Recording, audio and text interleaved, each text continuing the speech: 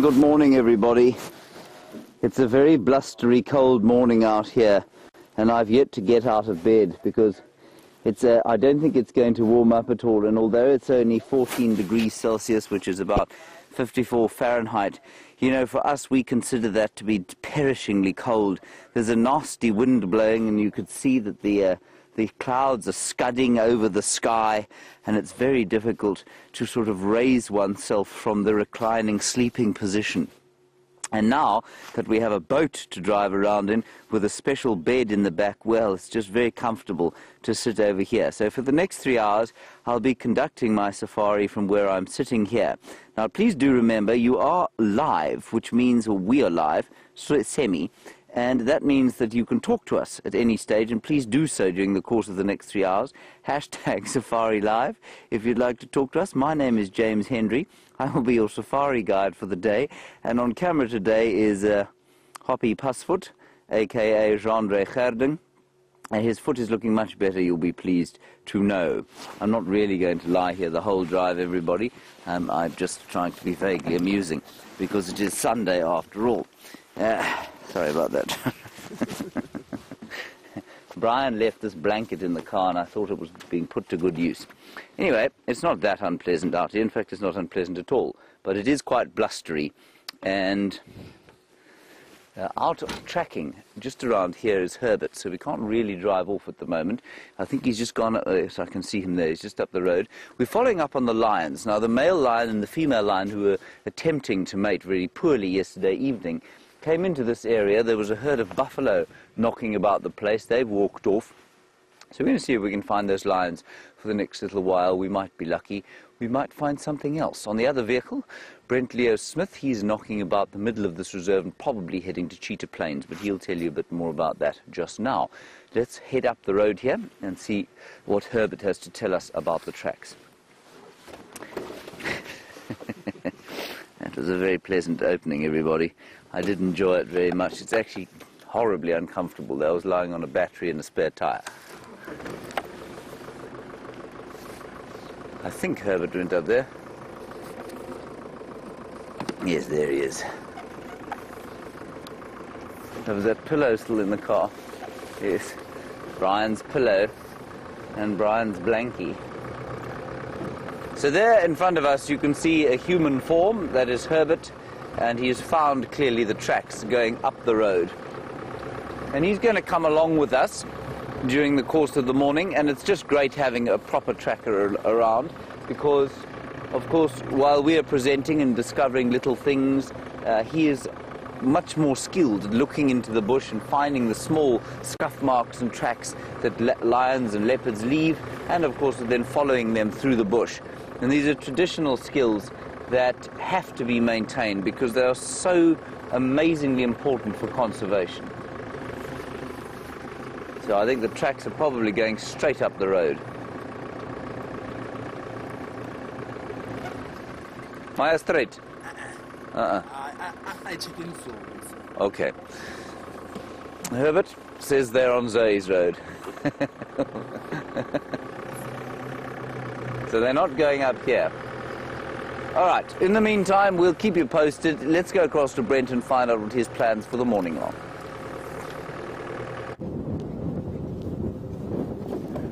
Welcome to a very chilly and windy sunrise safari here on SafariLIVE. My name is Brent Leo Smith. I have Gert on camera with me today, and we are heading east towards Cheetah Plains. There's a report of the sticks and cubs very close to the cut line between Annette's and Cheetah Plains. Fingers crossed that they're going to come over and visit us on Cheetah Plains. And also, isn't it nice to get James Jeandre out of his kingdom of the tent and experience the cold that the rest of us face on a daily basis? I'm quite excited. Just a few more updates for you.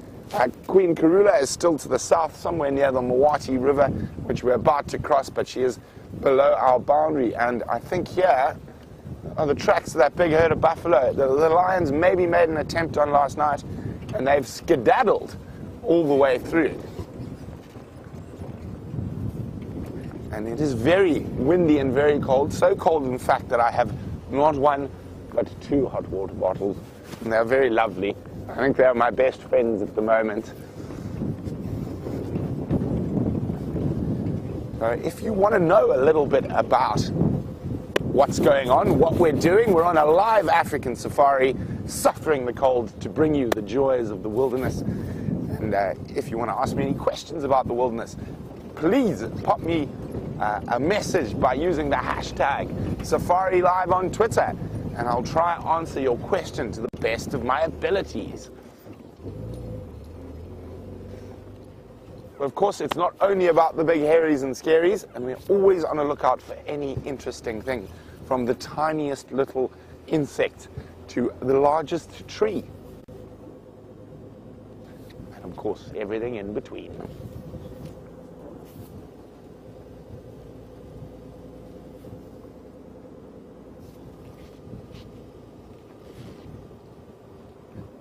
And I'm very confident that James and Herbert are spot on those lion tracks, and they're going to try find them.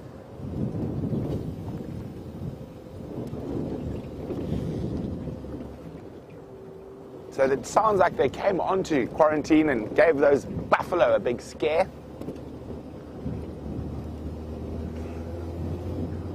Well, we are looking or hoping to find those sticks cubs, those little bundles of cuteness. Lion cubs are possibly one of the cutest things in the whole of the African bush. They might just be cuter than leopard cubs. And Anna Marie says, get to Cheetah Plains ASAP. So we're going to do. There are a few spots as we drop through the Mulwanini River, so that we might have a bit of signal breakup, but we're going to stay with us as we race. I'll make my foot heavy, Anna Marie, to get to. I even changed gear to go faster there. I'm going to let you rush around with me while we go there. And while we're moving there, there's a chance we could find anything. But as I said, please send me your comments and questions using the hashtag SafariLIVE. And hopefully I'll be able to answer them.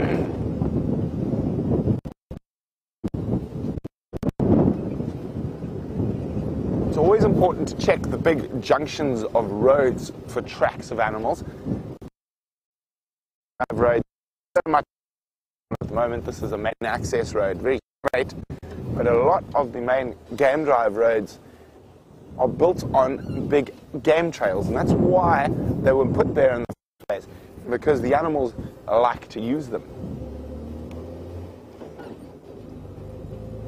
And as you can see, the sky, fortunately, we're getting a bit of cloud breakup, and it looks like the cold front's not going to hang with us for too long. And I'm really hoping the wind departs, because it's not so bad being cold, but being cold and windswept, you know, it's not good for my hair. It causes knots.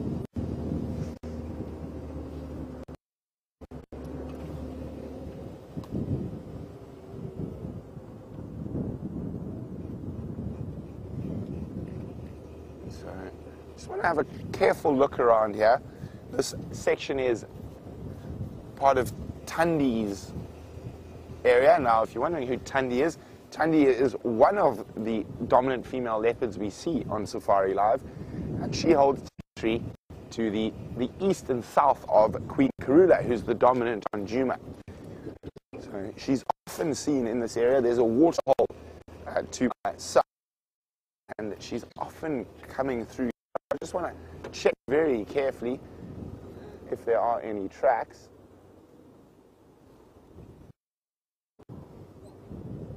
And of course, I'm just teasing Anna Marie by going slower.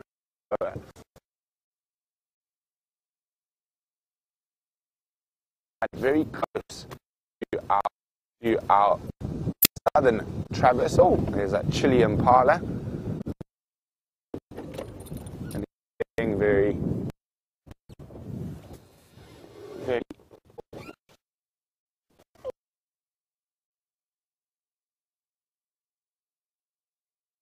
a lot of the animals are quite nervous in this weather.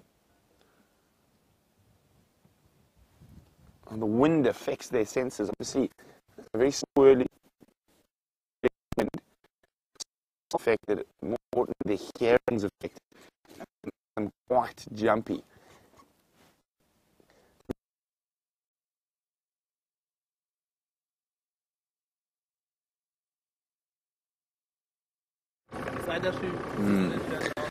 So we don't know exactly where the track is on at this stage, and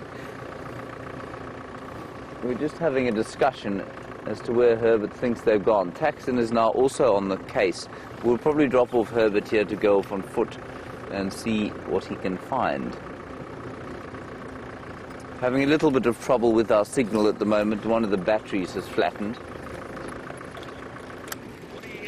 Good morning, good morning. Afshen. Minjani kwala. Ipokile nangwini. Okay.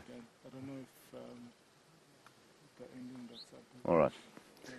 I go magin chumul. Yeah. That's a good What time did you guys get up this morning? Oh, about 3:30. Yeah. Oh gosh, and Oh, nothing. We've seen a couple of buffalo dungs. how do you do that? Should we go back for breakfast already? Yes, well, people are enjoying the sight of live dung. And I mean, we found some bacteria and one or two termites, which is excellent. Some wild Africans in the book. Exactly. So Yeah. you thought it necessary to tell Tex and that all Exactly, so that you might too enjoy what we have been seeing. Because to keep that from you would be very, very sad. So what creatures did you find in the dung? Did you find any little interesting creatures eating the dung? One termite. Very cold. termites, it was a red ant. No, it was a termite. I assure you it was a termite.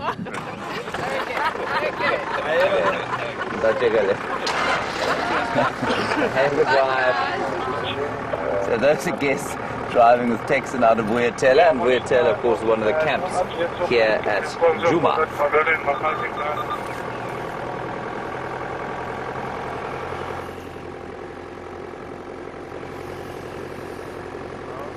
Everyone's a joker on Sunday mornings. So. Okay. Alright, we're going to leave Herbert on the tracks here. He has a radio and he's armed with a small stick.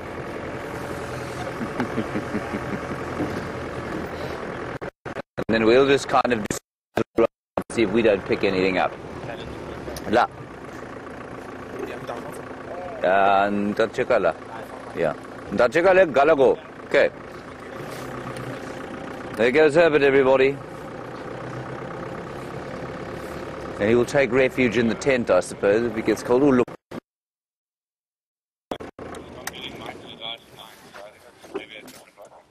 That's a martial eagle, everyone, flying at this time of the day, not easy at all. But the biggest eagle that we get here. Oh, wonderful. You can just see the little paleness on the underside of the belly there. Black head, black underwings, and the size, of course, absolutely massive. Probably about 2.5 meters across at the wingspan. I'm just going to check that, actually, because I'm always amazed by how much bigger the wingspan of these birds tends to be. Let me just find the errant eagle. Where is it? There it is. doubly click. So wingspan, yeah, 2.5 meters, 2.4 meters. That's in feet. Well, 2.4 meters in feet. Jeandre is about 9 feet, I think. 8 feet. 8 feet. That is massive. And it only weighs 5 kilograms, so about 10 or 11 pounds, which always amazes me. I always think something that large should be a little bit heavier. Look at it hovering. It's very unusual for a bird to be flying at this time of the day, of this size, to be flying at this time of the day, simply because they do so rely on heat and thermals. But when there's a wind blowing like this, they can balance and hang in the wind. He's diving. He's diving. He's going for something. Ha! You think he's taking off again? Let's just see if he pops up the other side. I think he's nailed something. Quite possibly a reptile like a monitor lizard. That's what they like to eat. He might have nailed something even smaller. You know what? I think it's worth just taking a trip round there and having a look-see. Wasn't that amazing? It's very unusual to see, like I said, this time of the day. Ha. Brilliant. Okay, we'll go around there. Before we go around there, though, I just want to do a quick turn past the camp. Not the camp, past the Gallagher pan over there. And let's just see if they haven't gone, the lions, I mean, past there. That's certainly where they were heading yesterday before they heard the buffalo. And I just wonder if they aren't around that area. We'll just keep an eye out over here for tracks.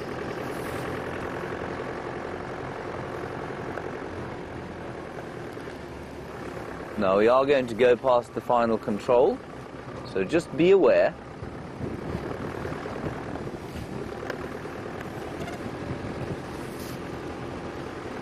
So now, I mean, the big thing about coming to visit a place like this, of course, is that you are in the middle of the bush. So you don't stay out of the bush.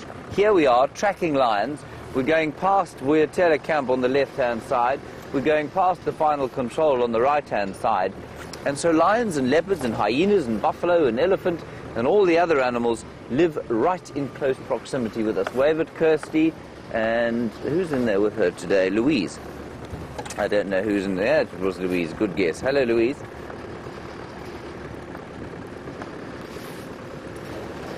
So we just nip past here and down towards the pan. Then we'll go across the dam wall and go back around.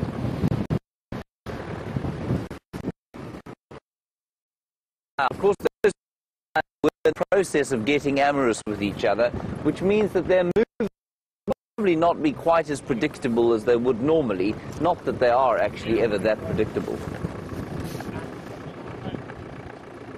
Tracks of a male leopard here, but these are from yesterday. At some stage, so these aren't very fresh.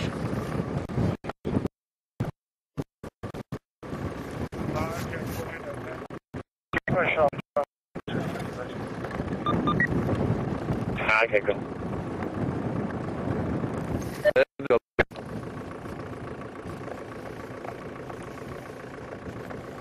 I think we've got tracks here, guys. Herbert, do you copy, Herbert? I just need to tell Herbert.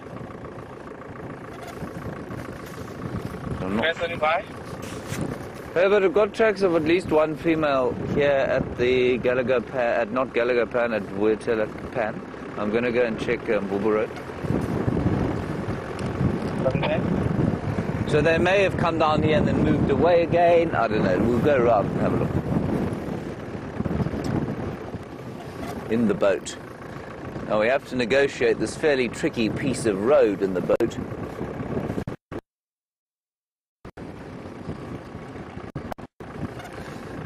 Now, Arlene, you're in Texas and you're gets out by because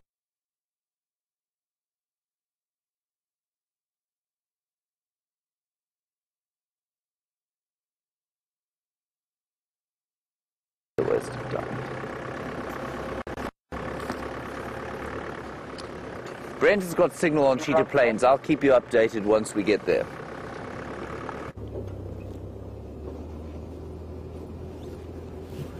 We've arrived on Cheetah Plains, and I've got the best news, which makes me the most excited. Unfortunately, it's not any cats. So it's the fact that we are the only people on the whole of Cheetah Plains. This is our own private reserve for the morning. So hopefully it's going to be very productive, very exciting. So I know that no one else has driven on the road, so any tracks we see, we're going to be the first ones to see them. And it is quite nice to have your own little private area for the morning. Now, I am listening to the guys tracking the Styx cubs behind us. And I'm going to wait till they say they're much closer to the boundary before I shoot there. There's already 3 cars following those tracks, so it would be a silly utilization of our time and energy to go check where there's already 3 cars checking. So we're going to go to the east and see what's happening on those open areas. And I haven't seen cheetah in a long time, but I have seen something that is quite spectacular, and I definitely haven't seen cloud formations like this in a long time.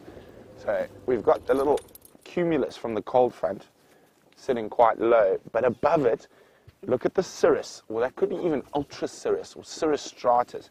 So if we zoom into, here we go, we're going to zoom now in between the fluffy clouds, and we're going to look behind the fluffy clouds and look at that. That is actually ice. Can you believe that? That is ice that is up in the air behind the fluffy clouds. It's absolutely incredible. And if we come out and down a little bit to the left, and a little bit more, a little bit more. Okay, stop, zoom there, and zoom beyond the fluffy clouds, and it's almost like crisscrosses if we focus in on that particular spot there. There we go. We're just going to get the focus. It is quite difficult because of all the other clouds around. And you just see that incredible icicles up in the air.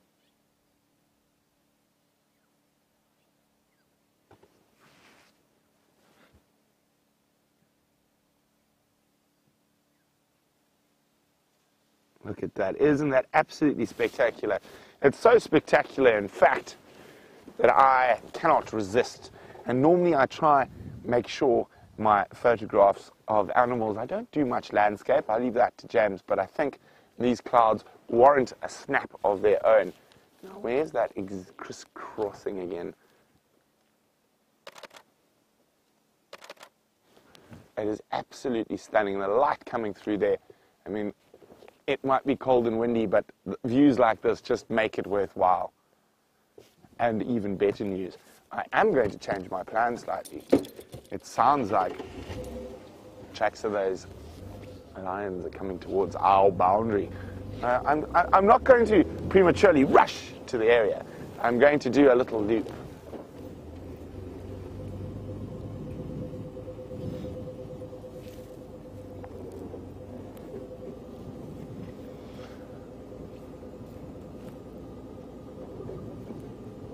So I think a very good midday, or maybe late, or mid-afternoon to Joey, who's in Australia.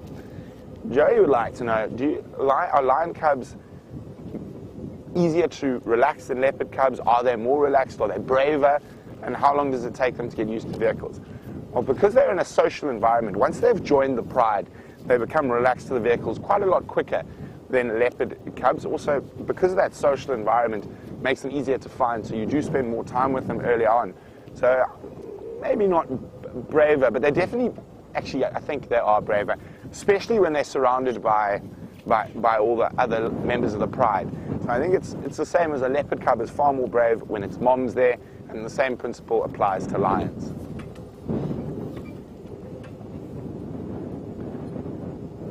Okay, let us go down here. Now, I have been checking this western section of Cheetah Plains on a almost weekly, bi-weekly basis for the chance of those cubs. And I mean, Wiem and I sat on the boundary looking at that one female down to the west of us, and Jamie that afternoon got a sighting of the cubs. And I think it's about time we have cubs running around the car.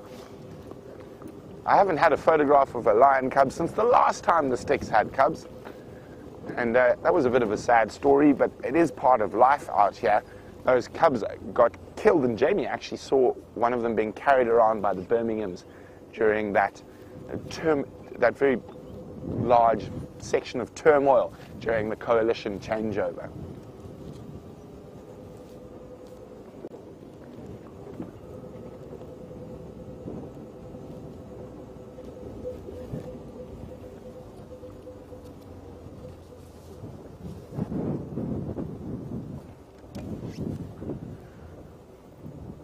So I'm just listening to the Game Drive channel carefully.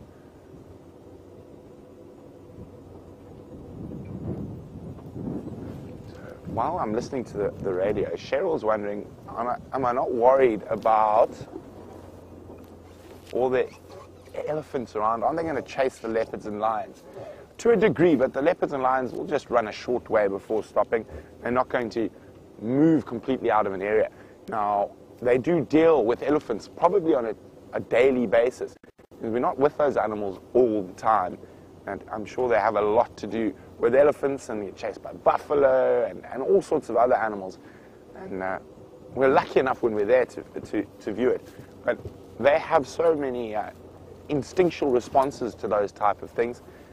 They've been dealing with elephants since they've been around. Modern lions have probably been around somewhere between 200 and 500,000 years in their current form. They've actually evolved at the same time as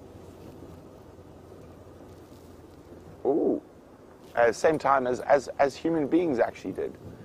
So it's a very interesting relationship we have with lions. During the day, we are the dominant predator, and when you walk into them, they normally run off 99% of the time. And at nighttime, that relationship changes completely, and they are the dominant predator.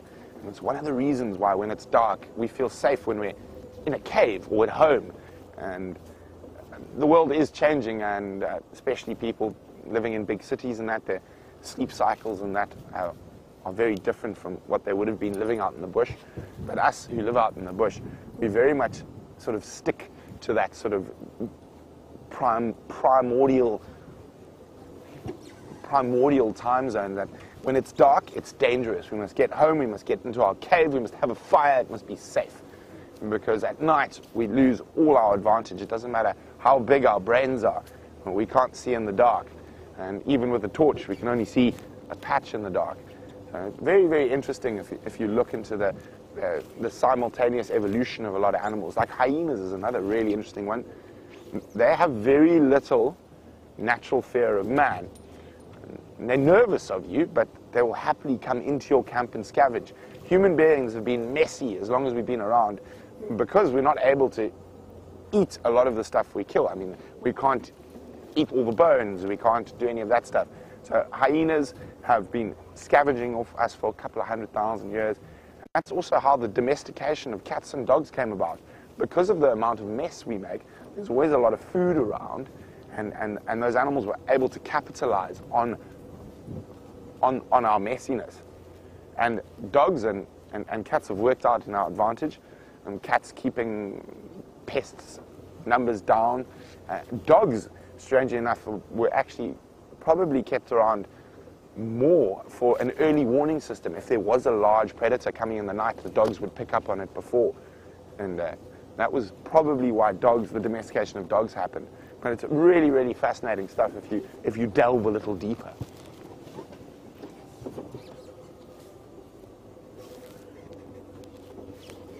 Okay.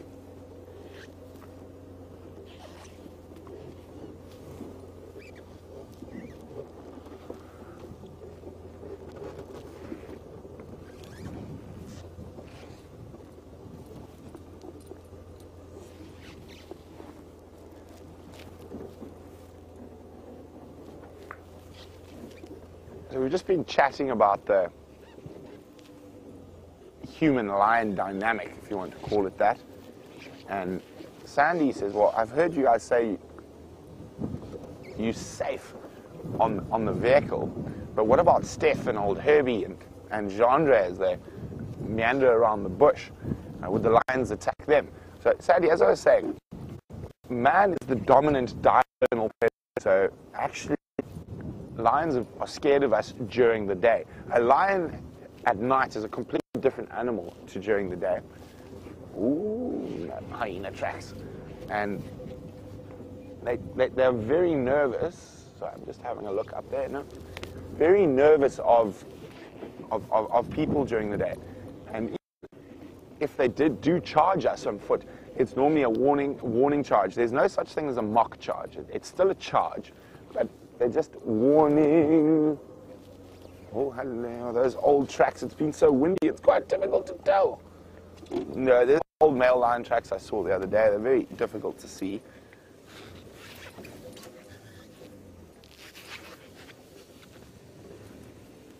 Okay, so no fresh tracks yet. Sorry, Sandy. So even if they do charge us when we're walking on foot, it is a very simple thing when it comes to walking lions on foot. A noisy lion is a safe lion. A quiet lion is a dangerous lion. And most times the lions will let you know before you get there because they don't want to have that confrontation. They've got hundreds of thousands of years of evolutionary knowledge saying that human beings in daylight hours are dangerous. A group of humans kill a lion. If we look at them, lions or traditionally hunted lions with spears, but in big groups, and very successfully with minimal human casualty. So the lions have this evolutionary knowledge and makes them very nervous of people during the day. At night is a different story. So, did you see him fly there? Just tiny little owlet. He's just, okay, just zoom. I'll show you with my finger. Oh, he flew off. I'll try to catch him again. It looked like a pearl-spotted owlet. He didn't go far.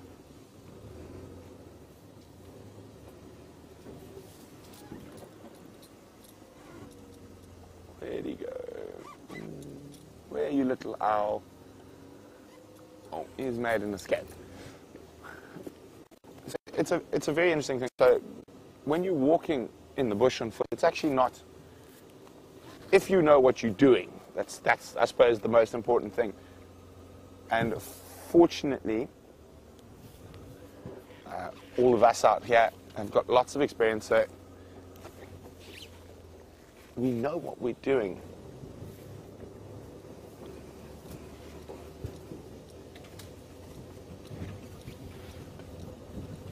Sorry, I'm just listening.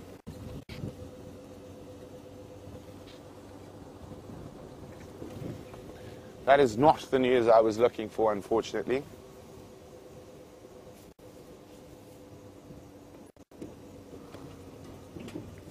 So I'm just trying to listen to decipher what's happening in the Jeandre. It sounds like the tracks have gone south, but now there's other tracks going the other way. So I'm just listening carefully.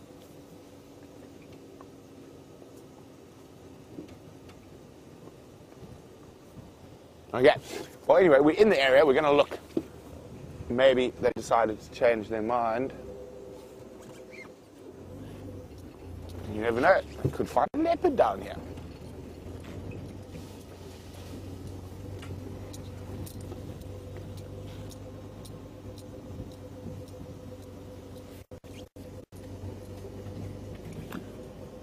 So this is an area where we might see leopards we haven't seen before. So it sounds like the lions have moved away from us. So we're going to keep looking for anything else we might be able to find here in the east. And while we do that, let's go have a look what Commander Bond is up to. So what we do have is tracks of one female going sort of the opposite direction to the way that we're going now. But the tracks of the male. So we're going to just drive up the road here and see if we don't get lucky. Herbert is safe and sound and indeed with us. So let's see what we find. Meantime, just have the honey yellow sky there, Jeandre, if you don't at that angle. And let's just turn off a bit here and enjoy the silence of this dawn. And you can see those crepuscular rays coming up out of the horizon there. Now, I learned something very interesting about crepuscular rays the other day. Many who belong to the sort of lunatic fringe that believe in the flat earth say, well, you see, how is it possible that if the earth was round and the sun so far away, that those rays could be coming at such an angle? It's just like a light bulb when you shine it on something. And in actual fact, those crepuscular rays are completely parallel with each other. Can you see them there, Jeandre? Yes, there they are. You can see them completely parallel with each other, and the reason they look like they converge on one point is the same reason that when you look at a railway track going straight down in a straight direction, going in a straight direction, the tracks seem to converge. So it's, you know, the longer you leave parallel lines, the more they will obviously converge, and it's the same thing with crepuscular rays. Beautiful clouds, Jeandre.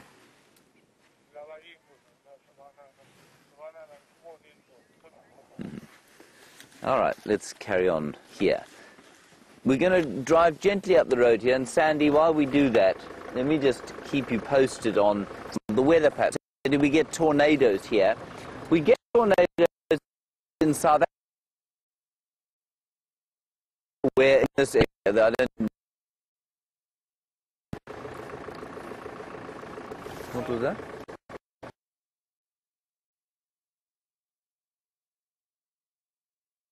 There must have been a kill there at some stage. So, Sandy, we get tornadoes in the flatlands of an area called Free State, and the Free State is up around, like sort of the flatlands of mid.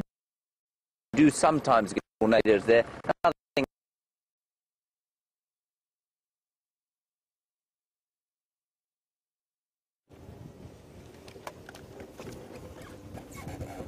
So we've reached the southern corner, or the southwestern corner of Cheetah Plains. The lions are somewhere over there to the south of us. Apparently there's a tree full of vultures as well. So, alas, they avoid me yet again, but I will get them eventually.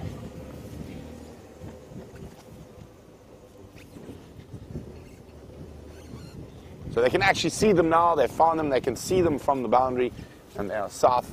So let us continue east.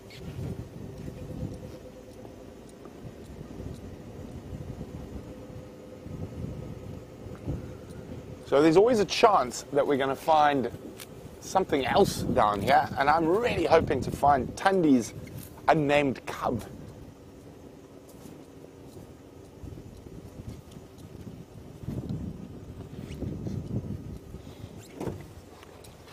So I know if you're new, I'm throwing out all these names. Tundi. Now, Tundi is the dominant female leopard around this area, and she has a cub that's independent, and it's more around here. They don't see her very often. It's a very difficult area to work. It's very thick, and there are not many roads. So there's always a chance, and the excitement of finding a new animal is obviously wonderful. Sham's son is reminding me of one of my favorite moments since I've been at SafariLIVE, and it was in July 2015, and we saw the Nkahuma Pride take down a Duggar boy, an old buffalo bull, live. And she's wondering, how often do we see this type of stuff? I wish we saw it more often. That, I think, is the first live lion kill we've ever captured on the drives. I know that their hunting takes place while we're cuddled up in bed in the early hours of the morning. Now, to get that kill was actually quite a process. I think that week I spent nearly 18 hours with sleeping lions. But they were hungry. We saw them attempt 4 or 5 kills. So on average, if you're sticking with lions, you've got to see them fail 9 times before they actually catch something. So the hunting success rate is only around sort of 12 to 15% normally. I think in this drought year it probably might raise to maybe 20, 25%, but again, still very, very rare to see that during the day and in a nice open area where you can see everything. So I'm just going to warn you, I'm about to go through this little river system in front of us, and it is one of our notoriously bad gremlin spots. I think they live there. So I'm going to try and get my gremlin stick out. There we go, I'll use this. So I'll try to beat any gremlin that comes near us. If you're new, I'm talking about gremlins. Gremlins are what climb into our signal and make it very bad and make the picture break up. And there are a few blind spots. We do try to cover everywhere, but this is a very deep little river system, and it is one of our potentially bad gremlin spots. They like to inhabit it, so I'm going to try and move through this area quite quickly.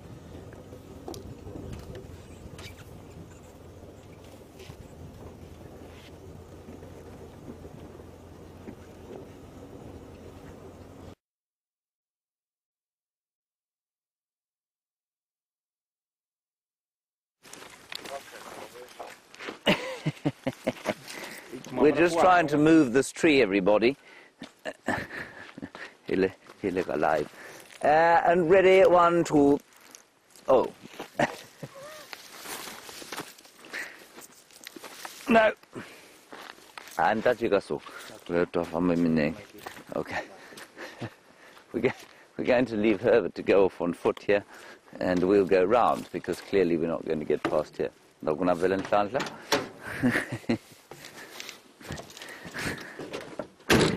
It's very inconvenient of the elephants to do that for us.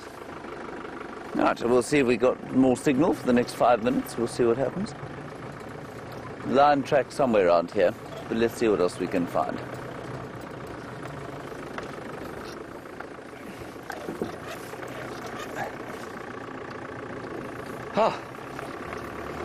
It's always nice to do a bit of exercise on a chilly morning like this. It's not warm yet. I don't think it's going to get warm. What do you think, Jeandre? Quite pleasant. Quite pleasant. Jeandre, of course, likes this weather because he's from the Cape, where the weather is universally foul. And so, for him, this is a balmy and wonderful day. Not so. Now, we were discussing weather patterns, and I was telling you that you do get tornadoes here every so often. Not in this area, but you get them up in the Highveld, which is the highlands of South Africa, the flatlands. Now, hurricanes, of course, we don't get here, and you don't get hurricanes anywhere on the Indian Ocean. A hurricane is the weather pattern that is exactly the same as a cyclone, which we might get off the east coast of Mozambique. So a cyclone and a typhoon and a hurricane are the same weather pattern. It just depends on where you happen to be in the world that they are called different things. So where you are, on the Atlantic coast or the East Atlantic coast of the States, that's where they're called hurricanes. The same weather pattern caused by those sort of vortex-like storms created by, well, various different kinds of meteorological phenomena. Off the east coast of the Indian Ocean here are called cyclones, and I think in the South China Sea they're called typhoons. I think that's how it works. We don't get them nearly as frequently, I don't think, as you guys do. Although, that said, I mean, there have been years when tropical cyclones come whistling up the Madagascar Straits, which is between Madagascar and Mozambique, and yeah, no, then they can get very heavy. Life can get very unpleasant if you happen to live in Madagascar or in Mozambique. Now we're going to head off towards Sydney's Dam. Well, we're not going to go all the way there because I think we'll lose signal, but we'll head sort of onto the Buffelshoek cut line, which is our northern boundary, and then back east and pick up Herbert and just see if we can't find any tracks of these lions going across the reserve. You can see very little general game around at the moment, and that is largely, of course, because there is so little, there's so much wind.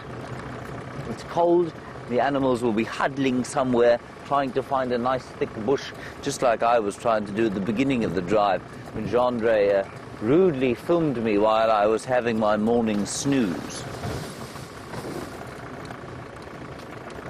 We should be relatively safe with signal here, so I'll turn up this way.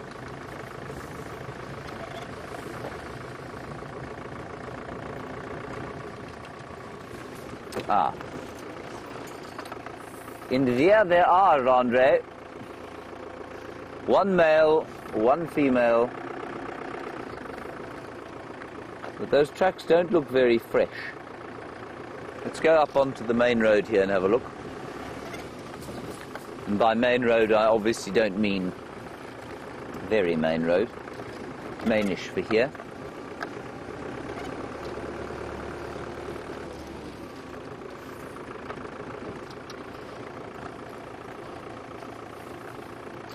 You don't see them. Now, there's a nice little patch of sand just up ahead of us, so let's go and look there. Come on, everybody, get off the car. A bit of exercise will be good for you, and it will also, of course, warm up your bones. I thought maybe they may have crossed here. You can see here there's some very rich sand, and the sand is an easy place to spot lion tracks. But I don't see any there. Now, this is... Here they are. There's a male. I don't know where his consort is. But the male's going down this way. Yeah, he's definitely headed straight down the road here. So he's come on to here, and he's walked off down there, and interestingly, we had only tracks of one female going, sort of knocking about where Herbert is, and we were thinking maybe that the male just, wasn't walking on the road when we had the tracks. So let's head down this way. I'm not sure how long the signal will last, but I think it's probably worth just going to have a quick look and seeing if we can't see where these male tracks go.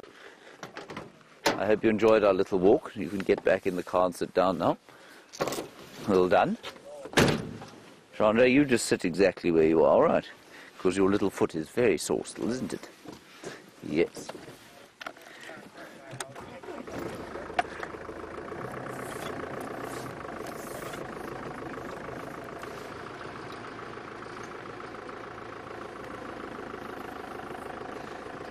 Now, Maddie in Scotland, a very nice question from you, and it's a good one. You say, I was speaking about the art of tracking and it being passed on, and whether or not you want to know if it is dying with better education, different career choices. Obviously, following animals is not necessarily what's going to make a living these days. Maddie, I think that's exactly what's going on. It absolutely is dying. Is that a bad thing? I think it's a sad thing, but maybe that's just nostalgia, and maybe I just need to get over it.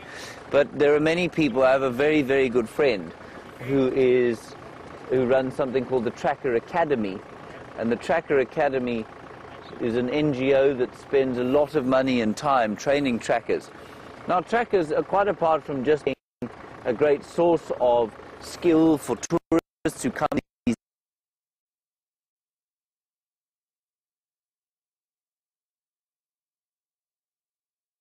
for as long as tourism exists, trackers will exist. But, as technology goes, I certainly see it.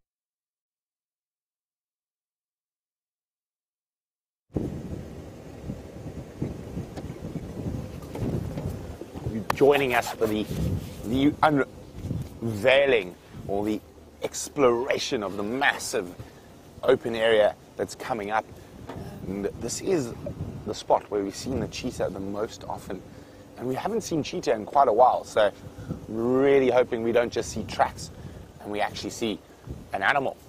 Now, I'm just going to go over this bump and I'm going to switch off the engine and we're going to coast down the hill towards the open area.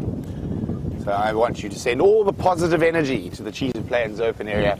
Hopefully there is something fascinating there. If not, it is a beautiful view.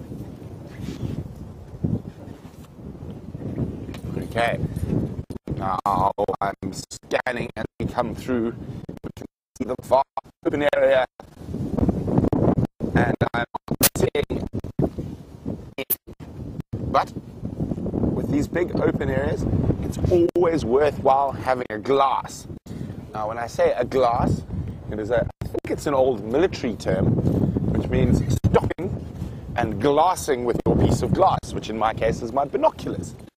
And in your case, it's going to be Gerard glassing with the camera for you.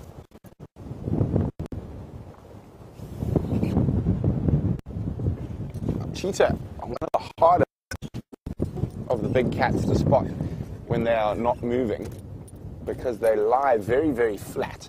So there we go. We're going to have a look across this open area. Gerard's going to show it you with the camera, and I'm going to use my binoculars.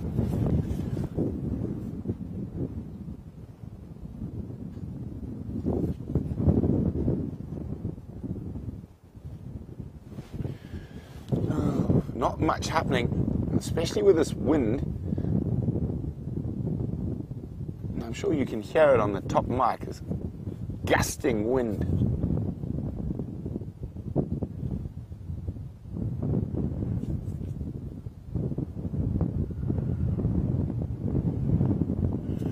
Okay, so let's carry on to the next section of the open area, maybe a bit more luck there.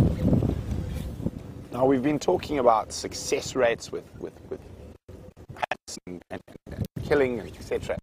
Matthew's wondering who's got higher success rates, lions or lioness? Well, Matthew, it's about the same. Again, it's about 12 to 15%.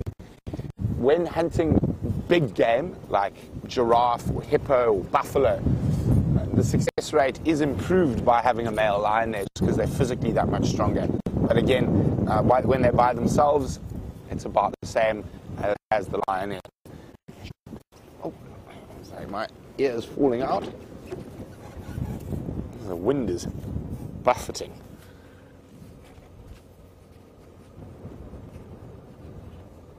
And to show you how strong the wind is, if I take my hat off, you can see really blowing. That was a bad idea. That was cold. Now my ears are cold.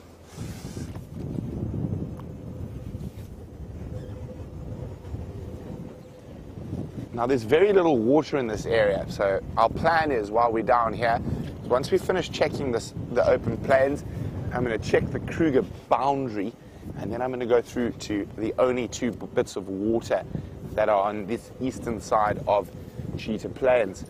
Cheetah Plains Pan and 3 in a row pan, and hopefully we will find something there. I mean, there's not even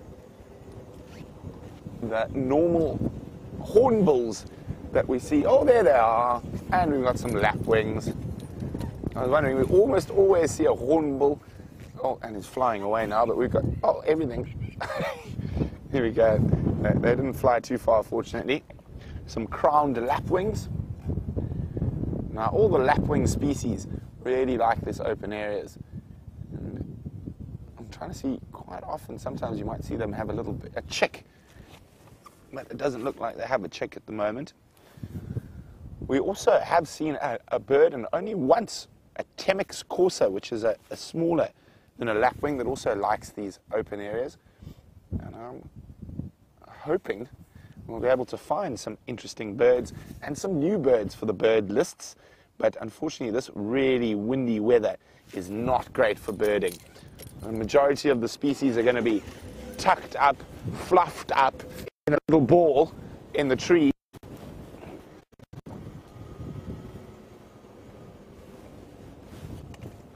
Okay, let me just...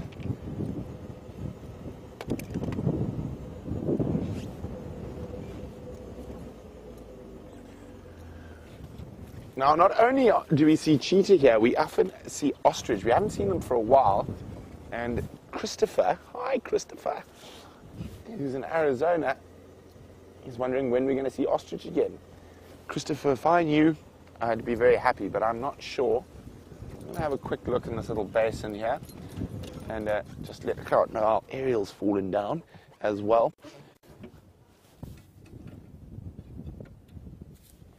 It's going to be interesting. Ostrich like dry environments, arid environments. So not as water dependent as a lot of other creatures. But hopefully they will make an appearance. And one thing that's bantered about a lot between cameramen and presenters is the fact that when are we going to see a cheetah chasing an ostrich? Because cheetah like ostrich meat. I've seen them hunt ostrich all over Africa, actually. I've seen them in South Africa, in Zululand. I've seen them do it in Botswana, in the Kalahari Desert. I've seen them do it in the Okavango Delta. I've seen them do it in Tanzania and Kenya. Now, I've never seen them do it in the Sabi Sands or the Greater Kruger. So there we go. That's definitely one we're going to have to hopefully find. Cheetah chasing ostrich.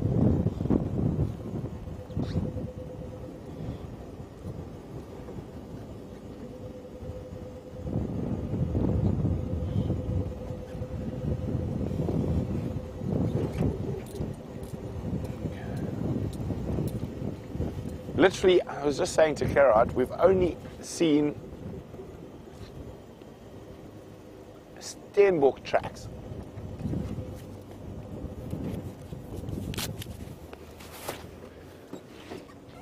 My earpiece seems to be giving me a bit of grief at the moment. And that should hold.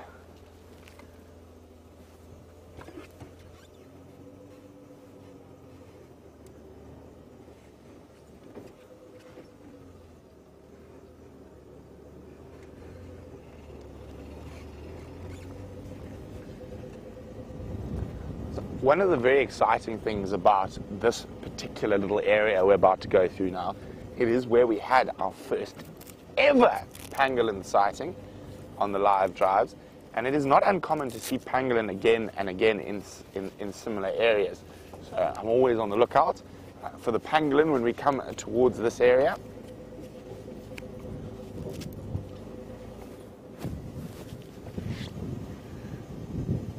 Now, it's a very cold morning, so maybe that pangolin's still out and about.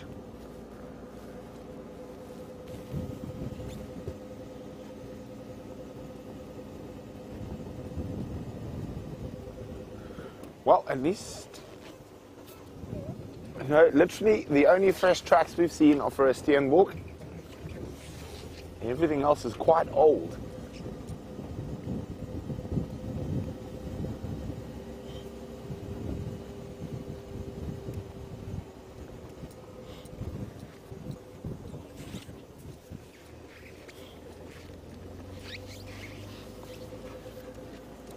Unfortunately, I've just heard that there are tracks of Nkanyini, the dominant female leopard on the eastern section here. And unfortunately, they've crossed out of our traverse area, but there's still a chance that there could be a male around.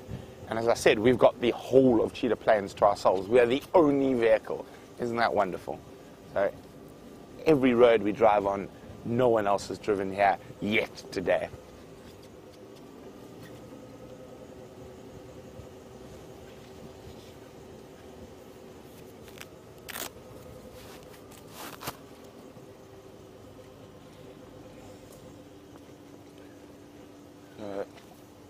We're going to continue scouring the east for any form of animal with a heartbeat. While we do that, let's see if James is having a little more success than us. Okay, copy. Right, lion tracks have gone north. Sorry about, I forget exactly what we were talking about when I last saw you. But we're here looking at some clouds, and we're looking at some cirrus clouds. Those are the wispy ones at the top, also known as the mane's, at least the mare's tail. Why it should be a mare and not a stallion, I don't know, but there it is. There's the mare's tail. And they're indicative of cold weather. Well, we could have told you that without those clouds, of course, and they're apparently made of little frozen icicles. Deep, very high up in the atmosphere there, and indicative of the beginnings of a cold front. Well, I think we're well past the beginnings. Something has just walked across the road in front of us. It was large and grey. I think it was an elephant. Let's just go and have a look and see. It's quite nice to look at an animal, don't you think, Jeandre? Yeah. Yes. Very nice. See if we can maintain signal for more than 2.5 minutes. We will drive a little bit carefully along here, just in case we don't spot some tracks. Herbert's found some leopard tracks, so he's going to continue on foot, and we'll head off towards Buffelshoek Dam and see if there isn't anything there. I can't imagine too many will be running around trying to get something to drink this morning, but maybe.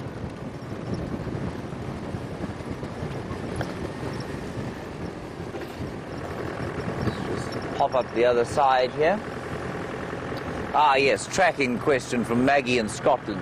Now, so I was just saying that I think it is dying. I think it is important in many respects, but maybe I'm just being nostalgic. And I was just saying that I think the day will come, of course, when animals are found completely digitally, when the skills that have stood the local people of this area in such good stead for so long have been, you know, they must inevitably die out, I suppose, because of there is an elephant up ahead walking across the road, but they must inevitably die out in the digital age. I imagine that animals will be kept or viewed and found with probably chips. They'll probably be able to be found with, I mean, we've experimented with thermal imaging drones that are able to find animals, and so I think that's probably eventually where it will go. Is that sad? Yes, I guess it is sad. Is it important? I don't know. You know, there are thousands of different cultural norms that have died through the ages, that because they've been replaced by technology, and that's not necessarily a bad thing. And so often I think it's just nostalgia. But for the moment, a very important part of the life of many people out here is the art of tracking. And so I think for the next little while it'll certainly be around, but I don't think it's going to be I think it's going to become an increasingly specialized skill. And it's becoming increasingly popular with, you know, sort of Western urban dwellers who use it as a form of touching the wilderness, as a connection with wilderness. It's as you would go hiking or mountain biking or something like that, or just nature trailing in general. That kind of activity which brings you closer to the wild. Tracking is just one of those ways that you can sort of touch nature, if you like. And I think it's being increasingly used for that rather than actually practically. And that's great. That's another avenue that might keep it going for slightly longer. These elephants are running. They came through here at high speed. There they are. I think they're going perhaps towards the pan for water. I'm just going to ease our way in here because they don't look very happy. They're moving quite fast. There's one now. She's just turning to face us. I'm just going to go around the corner, give Jeandre a slightly better option. You know, he gets very fussy, Jeandre, if you don't park him in exactly the right position.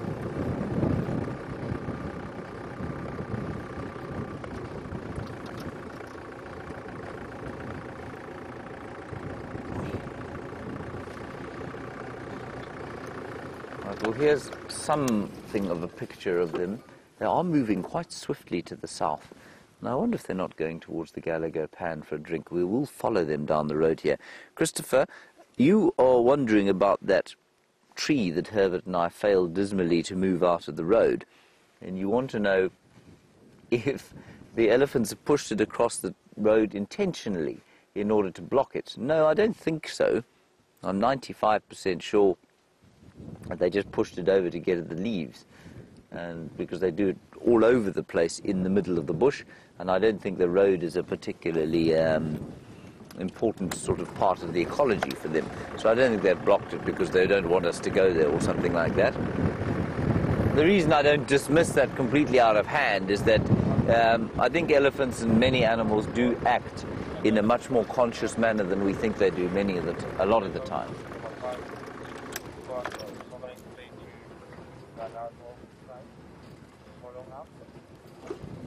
Herbert's got some tracks heading straight towards the Gallagher waterhole. I'm just going to ease down the road here. There we go, here's the matriarch now. She's listening very carefully to us. There she is. Let's just give her a chance to become calm and be calmed. See her listening? She's decided we're okay now. Now they are not just walking straight through the bush, they're walking on a game path. There's a definite path there that I think will take them into the drainage line. You can see that the bush is getting very thick there. That's because it's a dry riverbed. And I think this path will take them into it and across it and then down towards the Gallagher waterhole. They may take, a couple of hours to get there. They may have decided that this is a good spot to stop and eat their breakfast. It makes me hungry thinking about that. This cold morning. Just going to move forward slightly. Oh no, in fact, let's stay here. I think this might be quite a good place to be. Herbert is following some further tracks towards the Gallagher pan. I think they're leopard tracks. So we're in a good area.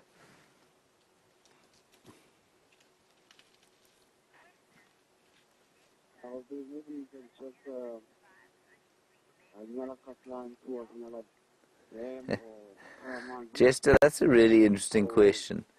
You say, could an elephant survive with only 3 legs in the same way that a dog could?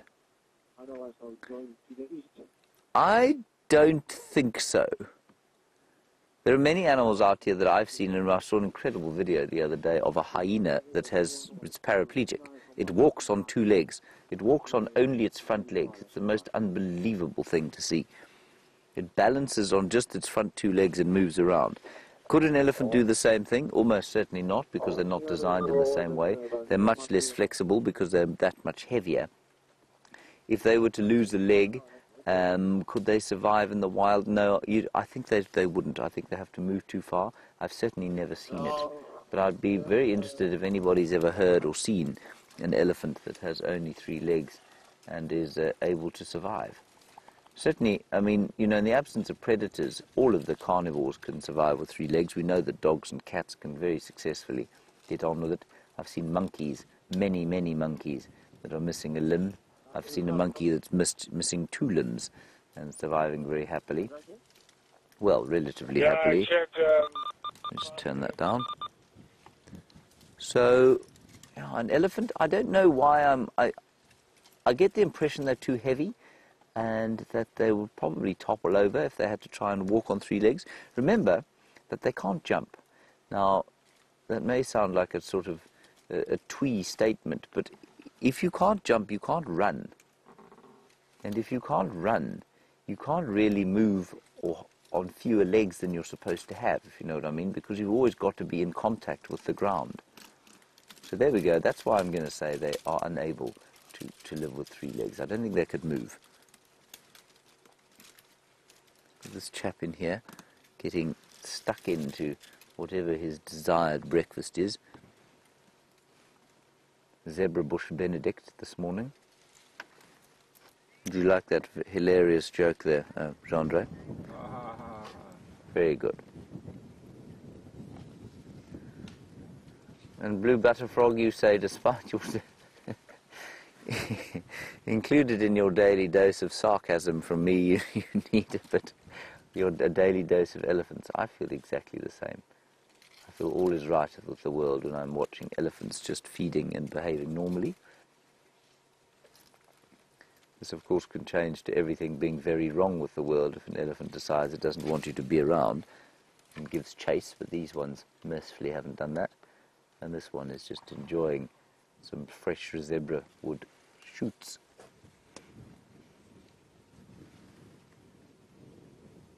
Amazing how brilliant that colour grey is, I think.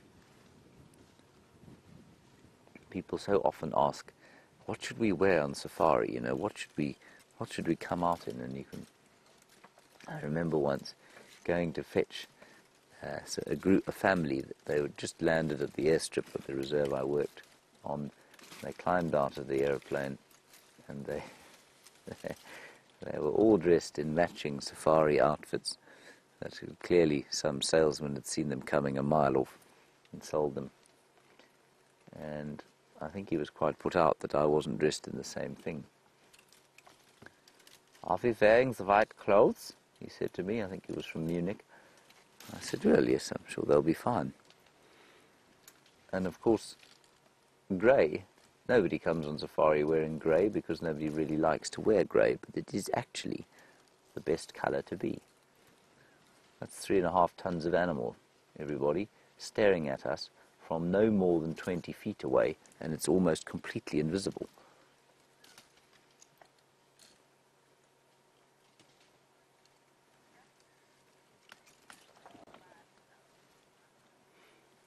And Justin, we were talking about the absence of a limb on an elephant, and I think we've decided that they would not survive without a limb.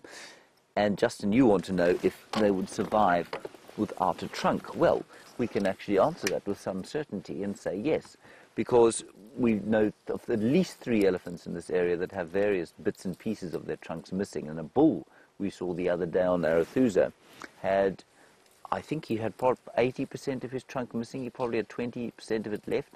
And yes, it dripped, but he was in good condition and didn't look like it was an old injury, so it looked like it had been gone for a long time. And all he did when he came into an area like this on the zebra wood, instead of kind of picking things with his trunk, he would wedge a branch between his tusks and the top of his trunk and then break it off. And then he'd kind of very skillfully slip the piece that he'd chosen into his mouth. And he was unable, if you watch this elephant now, watch how it picks up what it's going to eat. Please do what I'm trying to demonstrate, Mr. Elephant. Right, okay. Breaks it off with the foot and then puts it into the mouth. He couldn't do that. He couldn't even reach his mouth with his trunk. And so he rested it kind of on the edge and then with his bottom jaw kind of scooped it in there. And then a lot of the rest of the time he'd actually just put his mouth over whatever he wanted to eat, so he'd get his face right into a zebra wood bush like this and just bite off pieces, and that was effective. And then when he drinks, he goes down on his knees. Brent's seen him drinking. He goes down on his knees to drink in much the same way that an elephant calf, who has no control over its trunk yet, would do. So yes, they can survive quite successfully. Life probably more difficult, probably won't live as long as an elephant with a full-grown trunk, and probably won't be able to enjoy, say, so for example, I mean a great example of fruit or food that they won't be able to eat. That elephant will really struggle to eat marula fruits during the marula fruiting season, which is in January, and that's simply because they ripen on the ground and he will not be able to pick them up. He cannot reach the ground with his trunk. But that's, that's one season. Let me just go forward.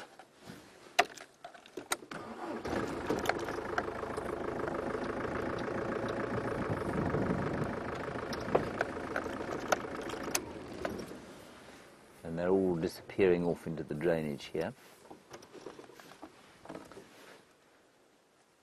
This is Mvula Road, everybody. It's the road that we initially thought the lions might be on, but they are not. They are now in Buffelshoek,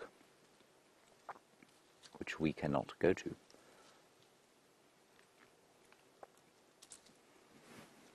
The wind might be dropping slightly, but the temperature certainly isn't going up. That lovely deep blue winter sky is starting to form up above us, and I'm sure in the shelter of that thick bush those elephants are enjoying the feeling of the sun on their skins.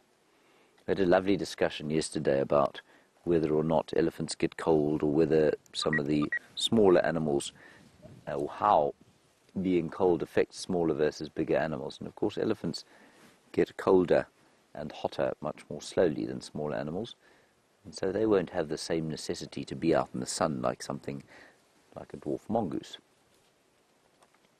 or an elephant shrew, for example.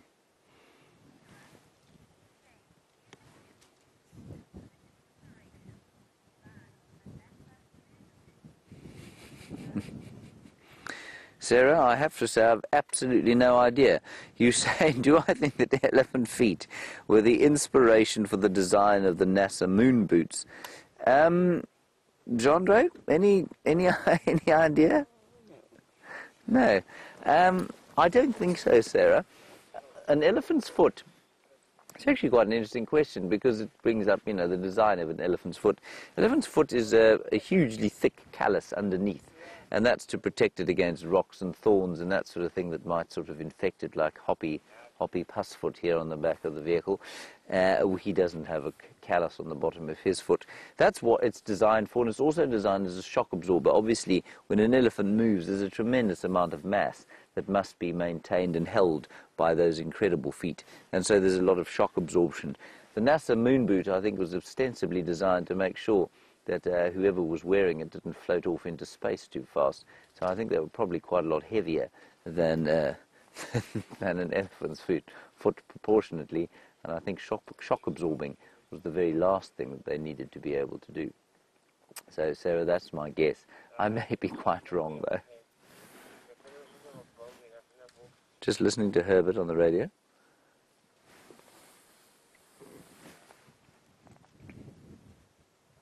Nothing further.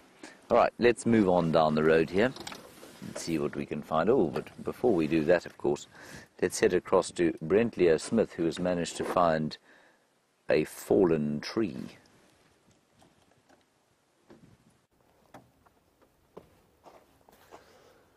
You've just been with elephants with James, and I want to show you how strong an elephant can be. We've seen them push over some smallish trees, but this time they've managed to push over a massive tree.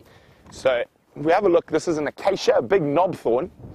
Now the interesting thing about these is they have a tap root system. You can see the size of it here, and they've managed to push. This must have been a massive elephant bull to be able to push this tree over. So they've got a very deep root system, so not too many of these roots that spread out along just a little below the surface, but they've got this big thing that goes right down. You can see the hole that's been created by the pushing over of this tree. Hopefully there are no snakes in here. And you can see all the different roots that have been broken. But I mean, this is incredible. And how strong this animal is. I reckon it's a big bull, probably weighing around 12,000 pounds.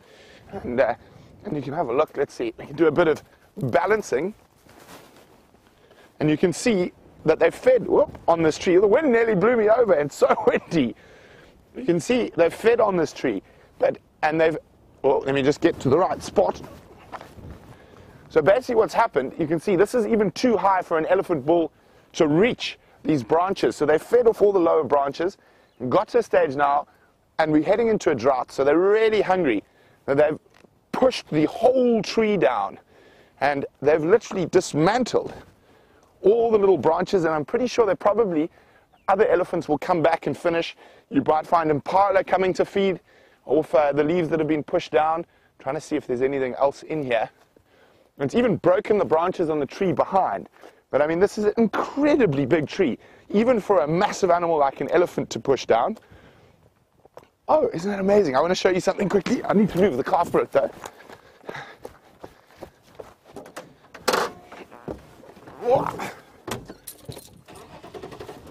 So I said the elephants have pushed that down, but they missed something. We have seen elephants feeding off it quite often.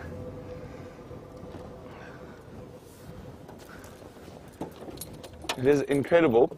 So there's still some soil attached to those root systems. And if we have a look over here, so firstly, the tree is not dead yet. As you can see, there's still a little one growing. And quite often when you see these trees that have been pushed down by elephants, they start growing in a different manner. So you'll notice that this might become the primary stem, this tiny little branch here. And that's quite new, and it's unusual, as you can see, to find branches like that. But the thing I spotted first was the asparagus. The wild asparagus is still growing out of this lump of soil that's still attached to the root system. And if we look even closer, over here is another tree species. This is a false marula that's also still growing out of this clump of clay, and it's actually just sprung a leaf. Incredible. Now, the asparagus, probably not going to survive, but there's a good chance that this false marula might survive. What often happens in situations like this is that they will start extending roots back down to the ground. But I think this tree, if the elephants don't feed on it too much, it's actually going to start growing over here. There's still enough roots that are in the soil that it's hopefully going to be able to survive. Now, elephants are really important in the environment because they do change their environment. Oh, Normal Norman, the wildebeest's watching me. Let's go have a look at him while I continue to chat. But, I mean, this is a really big tree, even for a really big elephant to push down, especially with that tap root system. Ooh, chilly. So, a herd of impala and normal Norman, Gormus Norman, the wildebeest's arch nemesis from the open area across the way, was watching me as I was prancing about on that tree. We'll go see if we can have a look at them. Nice herd of impala and just the lone male wildebeest.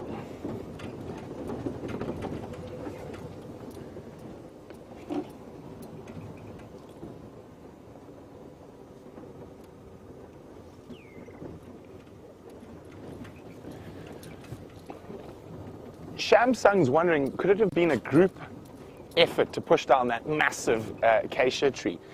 No, I think there was a single bull from the tracks around and the dung there. I think it was just a single bull. Other elephants have come and fed off it, but I think it was just a single individual that actually did the pushing.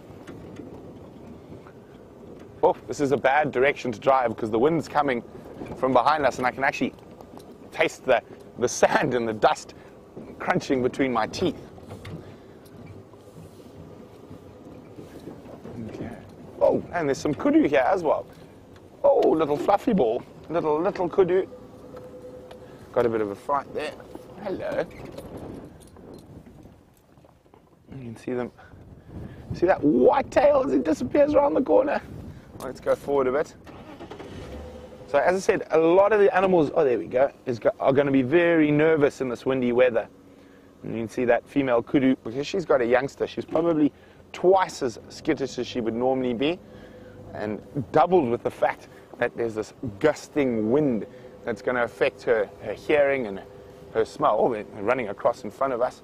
Now, one thing runs, everything runs, is a rule of the bush. The impala have now started running. They're not sure why they're running. And now the wildebeest's also unsure why. If he sees kudu running, he's thinking, ooh, what's going on? So there's normal Norman, looking bemused. The bemused look is definitely a look the wildebeest pull off the best.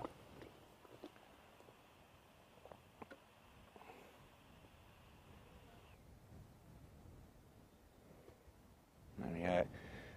It's not uncommon to find these dominant wildebeest bulls that are protecting their little patch of open area to team up with other animals. The more eyes around, the better chance you have at spotting any predators around. So he's with a little bachelor herd of impala.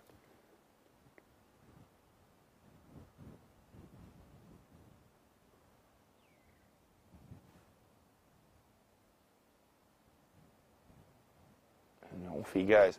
So we haven't quite made it to the waterholes yet, so that's where we're heading next. I just need to get out of this area because we're really, really low here and our comms can be a bit difficult. Fluffy impalas. Everyone's chilly this morning. Oh, there are some ladies. Only two. And there's a whole bunch of young boys to our left, but there's the big male who's keeping his very small harem, and keeping himself between him and his females and the males.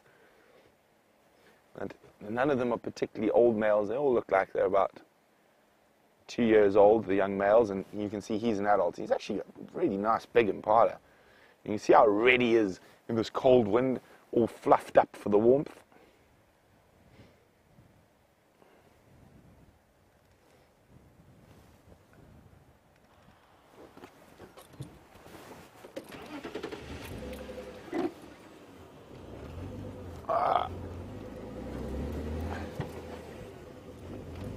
So I'm just going to try to get up to some higher ground, and hopefully, I think this wind and this weather is playing havoc with our comms today.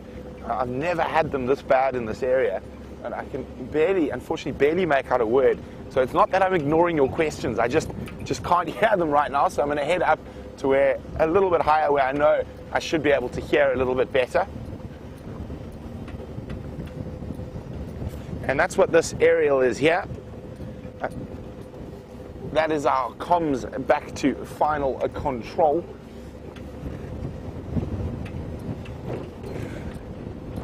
I think it might be getting colder, even though the sun's up.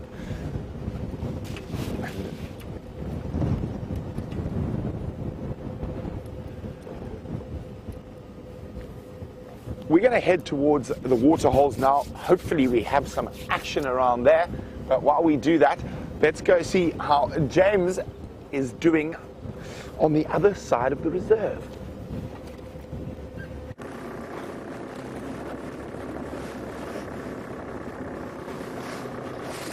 So cold. We've come now to the east. We're going towards Buffelshoek Dam, as we intended to do earlier. And I was rather hoping just to maybe pick up some tracks of that lioness who we think has got cubs and is perhaps lactating somewhere close by here in the Great Valley of the Mulwati. We think that those cubs are now probably about 2 or 3 weeks old, and so we're not going to go wandering in there just yet. But she's going to come out fairly soon, and then we'll have cubbies all over the place. Just to keep you posted on the Nkuhuma lionesses, their cubs are, or the Nkuhuma lioness who has had cubs, her cubs are fine on Torchwood, the ones that have been seen, and she's being viewed at the moment. I don't think they have any sight of the cubs, but I believe that the 2 little cubs that have been seen are absolutely fine. Unfortunately, Karula seems to have given us the slip yet again, gone down to the south on Little Gowrie, where the pickings are clearly easier than they are here. We're going to go up this rather treacherous road.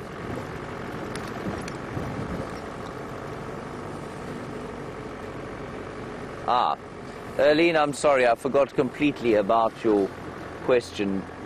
Due to lack of signal, we lost it while I was answering.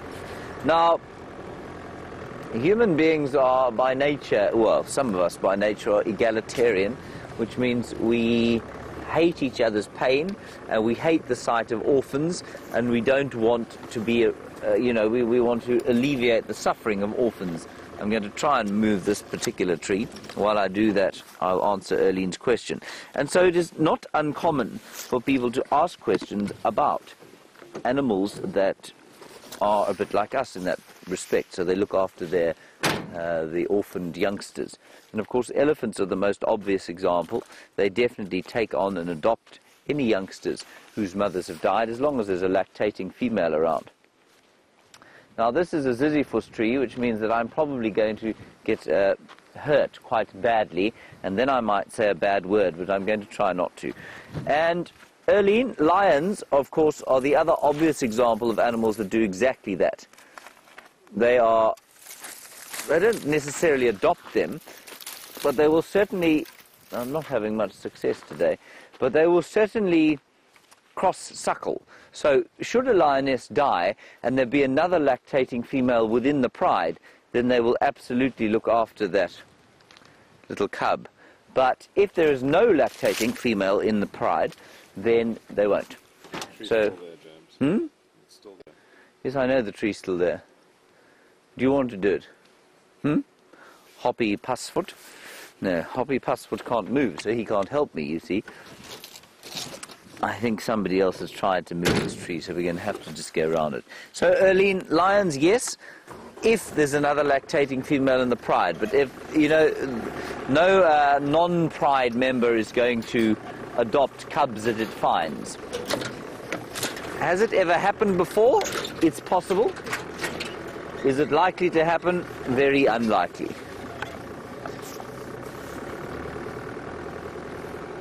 Oh, very nice. Brent has got some primates to show you.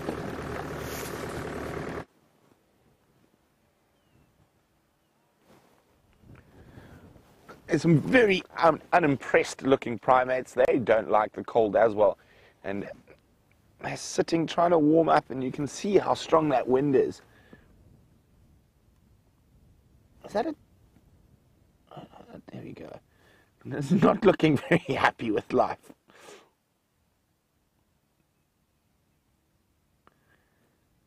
Sitting in a small, what looks to be a false marula. Now, we caught them out in the open, and that was the closest tree, but still looking very unimpressed with life. They're not really feeding it. We can only see two. I think the rest are in the thick bush behind. You can see they got the safety of that big tree in case anything comes.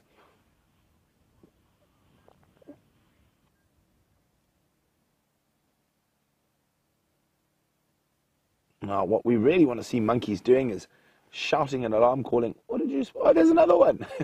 I didn't even see that one. Well spotted. Facing east, warming, or trying to get warm from the sun. And I think this cold wind is not helping.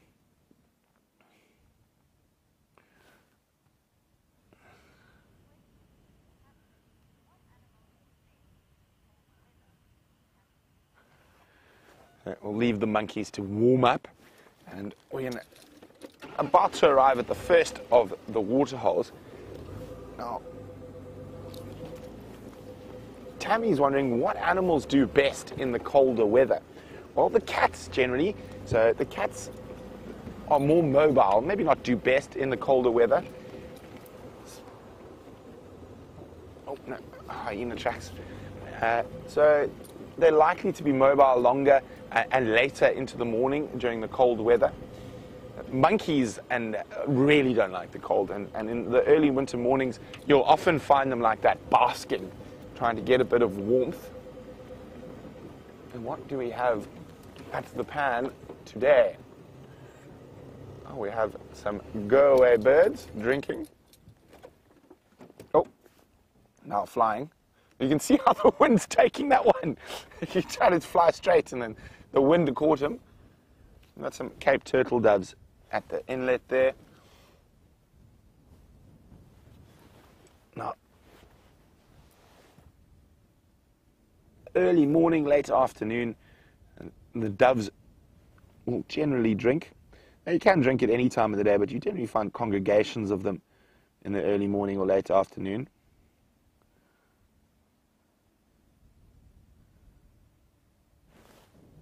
There's lots of them landing there. And choosing to drink a little bit back from the main body of water. A little bit safer, although that one, there's a dove that likes to live on the edge. Ooh, thirsty as well, putting his whole nose under the water. Oh, and off. Oh. I mean, if we have a look here, you can see the strength of the wind. Look how the ripples.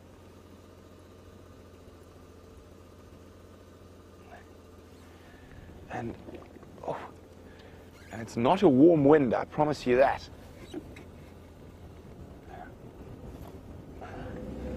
Oh, it's cold. We've got one more water hole to check, and it is a favorite hangout of a favorite leopard of a lot of ours, and that is the quarantine male leopard. And he hasn't been seen in a while, so maybe, hopefully, he makes an appearance at the 3 in a row pan. And it's the only place I've seen him on cheetah plains since he's departed his natal territory, which is his mom's territory, since he's become an independent, nomadic young man.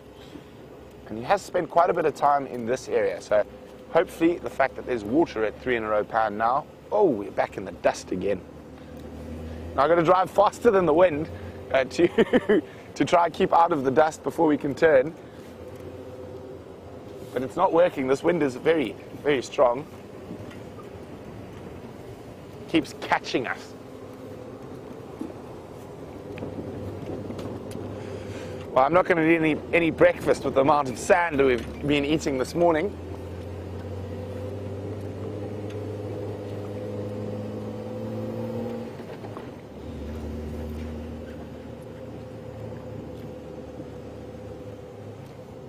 Now, I did hear there was a question coming in. There we go. I can hear now.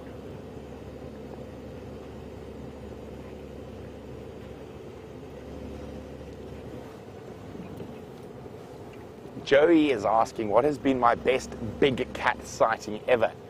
Oh, Joey, that is a very difficult question. I've had such amazing sightings over my years in the bush. But it's so hard to choose one. But I'll tell you about one that I particularly enjoyed, and it was with lions in northern Botswana. Pride, about 5 or 6 females, and 1 young male who must have been about 1.5 years, 2 years old. And we were sitting watching the lions, and nothing but a honey badger starts jogging down the road, probably about 50 or 60 meters from where the lions were sleeping. And the lionesses sort of put their heads up, had one look and thought, hell no. Boom, back to sleep. The young male, being a young male of course, decided, no, this looks like something I should catch. And he runs up to it, the honey badger arches it back, puts its tail in the air, and it starts spraying out of its anal gland. So it's a mustelid, so like a weasel, so like a skunk. They can excrete a foul-smelling substance from their anal gland. The male lion, fortunately for him, didn't get a full blast. And he managed to get hold of the honey badger, but now he didn't know what to do with it. He didn't want to bite it. It was obviously very smelly and bad tasting now. He had his paw on it, on the middle of its back, and this honey badger was flat in the sand like this, making the most awful rattling racket. Now the male lion didn't know what to do, because this honey badger has a very loose skin and a very thick layer of skin. It's one of the reasons they're so tough.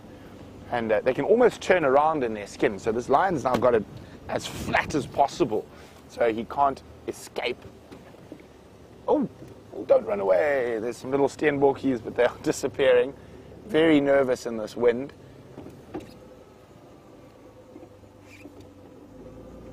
Oh, Murphy's Law.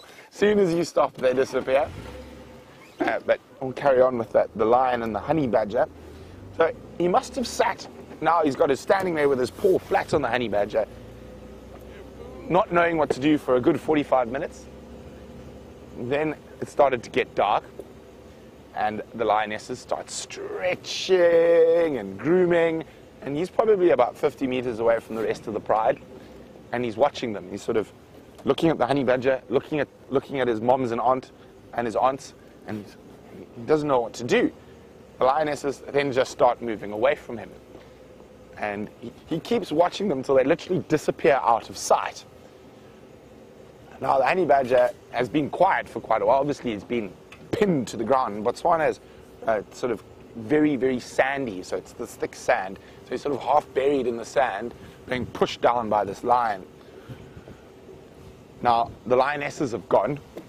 The young male's now, he's got that very bemused, almost distraught look on his face. Now, what do I do with this snarling, angry, smelly ball of fur that's under my paw? And you can almost see the cognition process going through this male lion's head. He's like, okay, I don't want to bite it. I just want to get away from it now. And he keeps his paw flat on it, and you can almost see him counting sort of 1, 2, 3. And on 3, he pushes that honey badger almost under the sand and leaps and runs off in the direction of the lionesses. This honey badger gets up, and fortunately for that young male lion, honey badgers are not very fast. And sort of chasing after this lion, and this lion going at top speed to get away from the honey badger. I think that's one of my favorite big cat sightings I've ever had. It still makes me laugh today. Tiny little black and white ball pounding after this male lion. He was literally running as if there was an elephant behind him.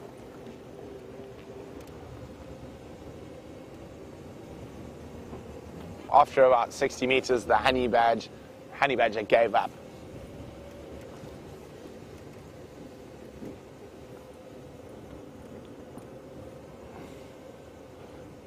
I've just been speaking about honey badgers, and okay, because everything's so skittish in this wind, we're going to stop here and have a long distance visual of a kudu. There. I think if we drive any closer, she might run away. Here we go. There she is. They're going to be super alert with this strong wind. Watch her ears rotate. Sean, I haven't forgotten about you. I will get back to your honey badger question. There we go. Also, standing on a nice sunny spot to warm up. It's a very, very nerve-wracking time for the herbivores when these strong winds are about. Well, let's leave her be and go check the water hole. Sean is wondering, do we ever see honey badgers on our drive? We do. They are quite rare, and they don't occur, not rare, they just don't occur in high densities. And also the type of bush that we mostly have around here makes them more difficult to see. We probably are going to have a few more sightings during the dry season and during the drought. And we have, I mean, we've seen them a couple of times this year. And Sean also was wondering which habitat they prefer. They're actually an amazing generalist. They can live in most habitats. I've seen honey badgers in the Central African rainforests. I've seen them in the Kalahari Desert. So they're an incredibly adaptable species that occurs over a wide range of habitats. But again, they don't occur in high density, so there's not that many of them around. But if you do find a nice spot, you can see them quite often. And we have seen them a lot on sort of cheetah cutline on Juma, and also around Zoe's Road. But I haven't seen them in a while. I think about 2 weeks ago was the last time I saw a honey badger. But we find their tracks all over the place. The other thing is they cover such vast distances. And sort of like a hyena, they walk everywhere. But hopefully, we will be seeing more of them, as I said, as this drought takes hold. Oh, see, everything's running. There's an impala running off. There's so much dust I can barely see my monitor. Everything's very nervous at the moment in this strong wind. So we're about to arrive at 3 in a row pan, and we'll have a quick look, see if there's any animals at the water.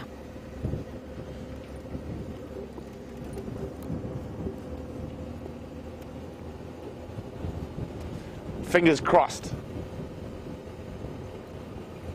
There seems to be a leopard lounging next to the water. We can hope.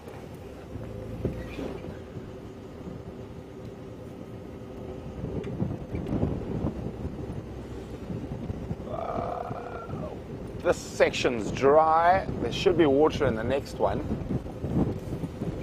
Well, there was last time I was down here. There is water. No lounging leopard, unfortunately.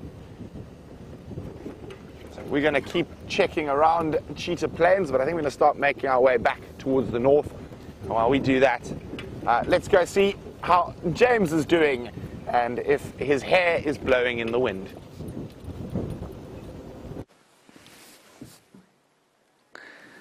Of course, that's not an amusing joke that Brent Leo Smith has made about my hair, and nobody should laugh at it. Jeandre, are you laughing? Hysterical. Yeah, you see, Jeandre is not amused at all. There, everybody, is a Birchall's starling sitting glistening in the morning sun. We've managed to find a slightly sheltered spot here, so it's not blowing too strongly, which is a mercy. But we are at Buffelshoek Dam, and Buffelshoek Dam seems to be in the stages of some vast expansion. And I'll show you what I mean shortly, once that Birchall starling has moved out of the way. There it has. Let's just turn, and I'll show you what I mean. Stopping.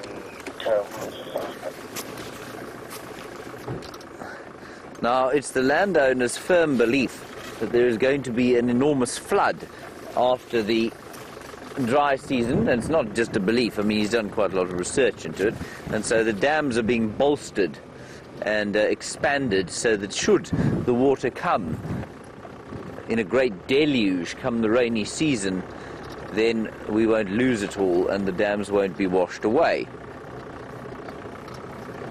So Buffelshoek Dam for the next probably 2 or 3 weeks is going to look a little bit like a construction site. So I do warn you. But after that, of course, hopefully there will be lots of water here. Anyway, it's extensive earth-moving works going on here. Not a simple operation to expand a dam like this. It'll be fascinating to know what it'll look like after a very full sort of rainy season.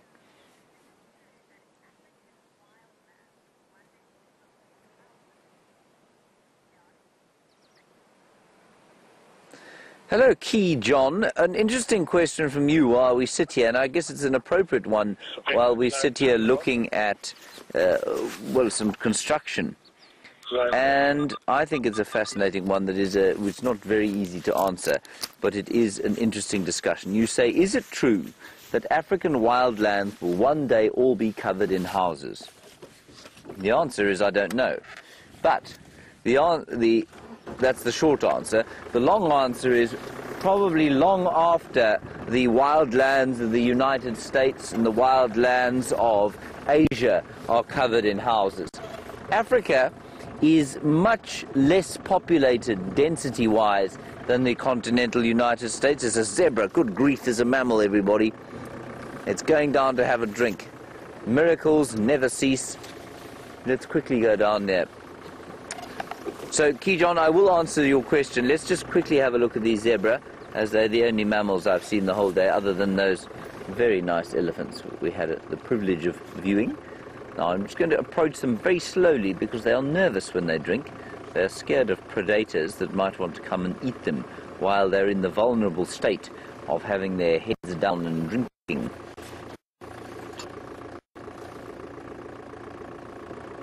Let's turn off here. Just ease our way down. Don't panic, chaps. Don't. Oh, come on now. Don't be silly. One of them's absolutely fine. Oh, we'll show you him. I think they'll come back if we stop. You can see sufficiently there, can you, Jeandre? There we go. Bit of an angle.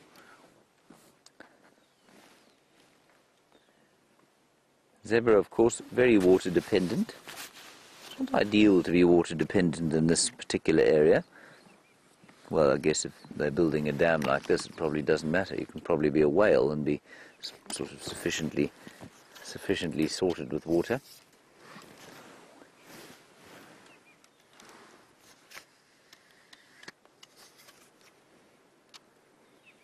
That's really nice to see. I don't know why it is that we enjoy seeing animals drinking. I find it most entertaining. Well, not entertaining, it's just peaceful almost, I guess. Here come the others.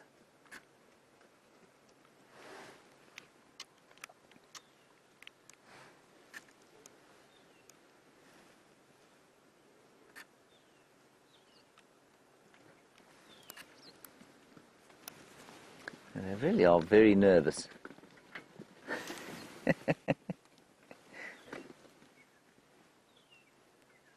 Galloping about the place. Oh well, wonder why. I mean, they're naturally pretty nervous. Here comes one round the corner again.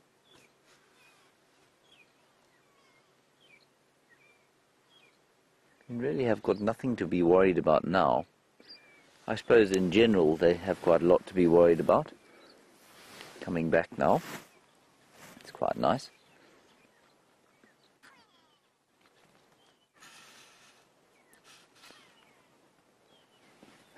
Now they're coming trotting back.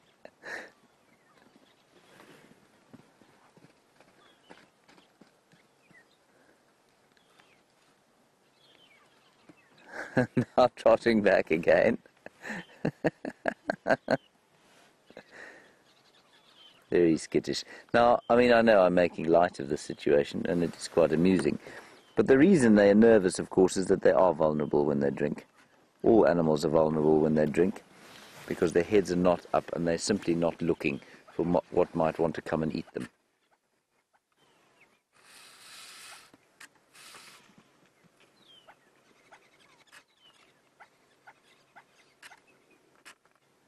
There we go.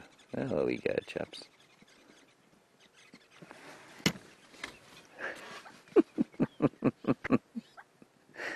It's ridiculous.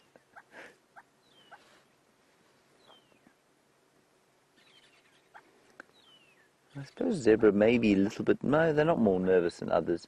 They may have had a rough night, of course. I mean, I'm being silly, of course, because we know that the wind is definitely going to affect how they feel now. And I suspect quite strongly that's all that's going on. The wind has probably just made them very nervous. As well it should. They can't hear or smell what's coming to get them.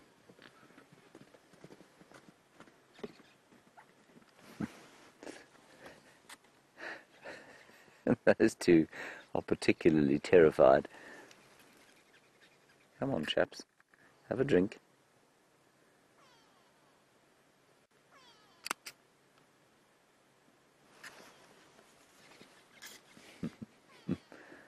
All four of them. Now, if I slightly move the car, they're all going to run away terrified. Now, why I say they're water dependent is, of course, well, they do need to drink water. And it's one of the reasons that they've been so successful in the Kruger Park is because of the provision of artificial water. And we have spoken about this, but it really is true. They are so successful here and in the Kruger Park to the expense, in many respects, of so many other animals, because they're also very effective grazing competitors. They're able to eat some pretty rough food. And in a drought situation like this one, or that we seem to be going into, given the fact that we've had a very poor rainy season and we're already going into a dry season now, they are ideally adapted for that if there's artificial water.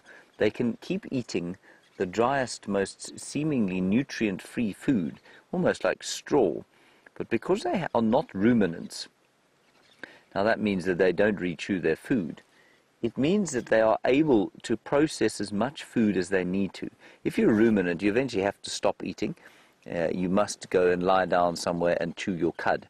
That is an absolute essential part of being a ruminant. And while that's very efficient and it's a good way of getting nutrients out of food, once the quality of the food drops below a certain level, it becomes a hindrance because you can't eat any more. Now, in the case of the zebra, they don't have to do that. And so while their digestive systems are not nearly as efficient as a ruminant's, once the food quality drops below a certain level, they just keep eating more.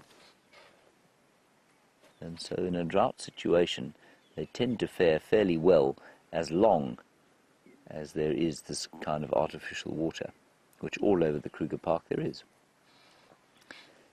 Yeah, it's definitely the wind that's making them skittish. They're skittish at the best of times, but the wind is making them nervous. It looks to me like they can almost smell something on the wind. Maybe there is the scent of predator in the air. There was a leopard track heading this way. Herbert found some male leopard tracks heading this way. Maybe his scent is on the wind, and maybe they've got him in their noses, and that's what's making them a little nervous. Let's drive around that way. We'll just see if we can't pick up any tracks. But that was really quite a nice sighting.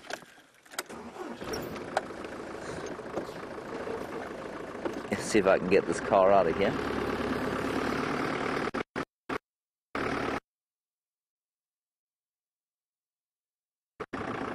So I think it was John Key or Key John. Was it Key John? So Key John, the question about whether or not African wild lands will be covered in houses. Africa only very recently reached 1 billion people. Now, that's a lot of people, but it's nothing like as densely populated, as I say, as the continental United States, and even less densely populated than India or most of Asia, or certainly the warmer parts of Asia. So, while, yes, there are 1 billion people in Africa, Africa is a much more massive, for example, than India. And India has 1 billion people in it, and you could probably fit about 6 or 7 Indias into Africa. And so the chances of the wild areas of this continent being built up with houses before the rest of the world are very, very small indeed. They also have, in most African countries, you know, we have such a dependence on tourism. There you go, the zebra. We have such a dependence on tourism that to sort of overtake our national parks with human settlement would be economically suicidal.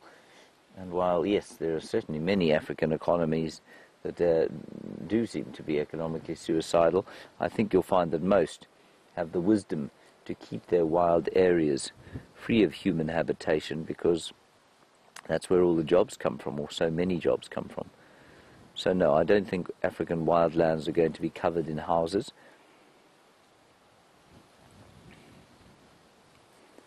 And I would go as far as to say that it's even slightly unfair to say that that might be the case, because of course, in terms of an environmental footprint on the earth, the average African has got probably less than a 20th the effect of the average Western urbanite.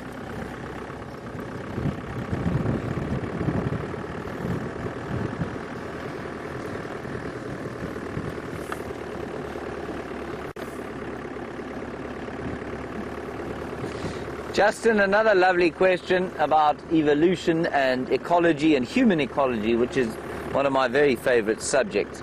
And you say, what would happen if human beings were to die out tomorrow, say a disease wiped us out, who would become the dominant species on the planet? Well, it depends how you look at it. Are we the dominant mammal species? Yes, I suppose we probably are the dominant mammal species. Would we be replaced by one species? In all likelihood not. In all likelihood, because we've covered so much of the planet's, well, we've covered absolutely every single ecosystem in the planet. If we were to disappear from every ecosystem, there's no other species on Earth that would be able to adapt to all of those environments and dominate in every single environment. So I think you'd find that over the course of, I mean, we'd talk a couple of thousand years here. Over the course of those thousands of years, I think you'd go back to a stage you'd almost reverse back to a stage, we'll say 200,000 years ago, when there weren't any human beings, or certainly we weren't very dominant around the world, where wild animals of these specific areas around the world where they have evolved would take over to fill the niches that have been taken out by human beings through agriculture and urbanization and that sort of thing. I don't think there would be any one species anywhere in the world capable of spreading out in anything like the same way that we did. Over the course of a couple of millennia, or many millennia, hundreds of thousands of years, yes, I'm sure another species would emerge that would then do almost precisely the same thing, but not immediately. So it's very difficult to imagine something like I don't know, what's the most common species we have at the moment, other than a human being as a mammal? A what? Cattle. Yeah, cattle, that's a good one. So would cattle take over the world? No, they almost certainly wouldn't, because they're only kept alive because of us, basically. They would fall in line with a general predator-prey relationship that would go on in the wild. I think you'd find things like mountain lions and wolves and bears in in America and of course Northern Europe. Their numbers would explode, as would their prey numbers over the course of 1,000 years or so. But no one species, no bear could come down here and live and dominate, because the environmental conditions are just not acceptable for any species that cannot build homes or create clothes or, you know, convert the environment to their own needs like we can. What a lovely question. Thank you, Justin. Right, Brent has got some updates for you. I'm not sure what they are, but I think they have to do with the windy cheetah plains.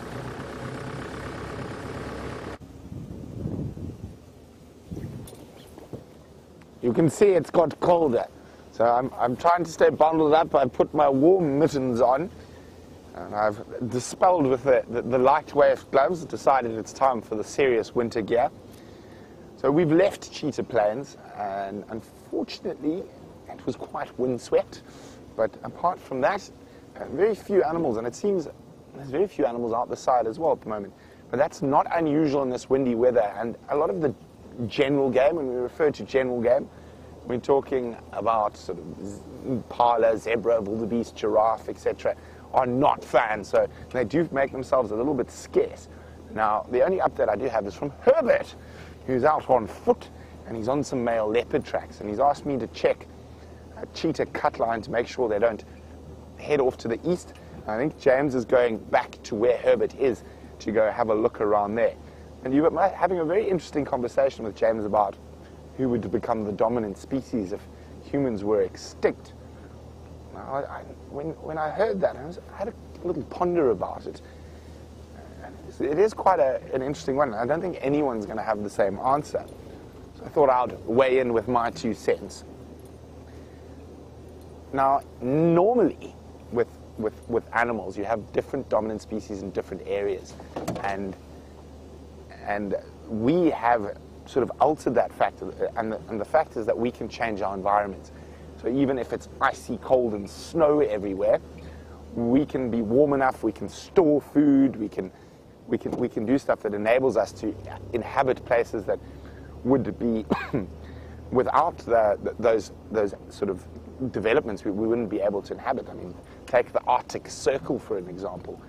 I mean, anyway, people who live there are mad in their own right, but that's their problem. Now, it's a funny one. I don't know. Or maybe you would find that sort of different species would dominate different areas. But very, very, very, very interesting to just ponder. And we are by no means a successful species.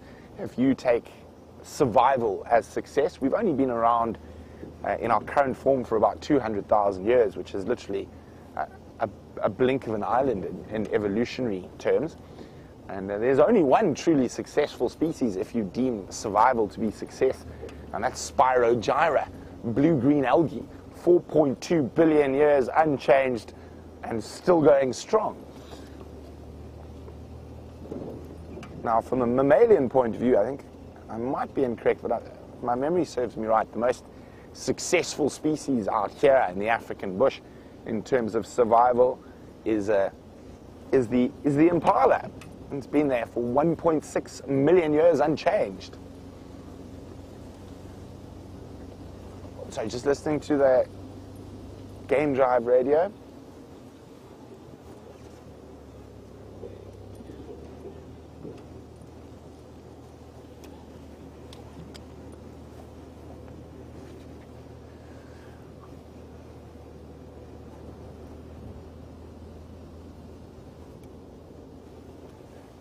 Interestingly, Carla and Heidi both think rats will become the dominant species. Ooh, I don't think so. I don't see that. They've got too many predators, and without humans, I think their numbers would actually drop.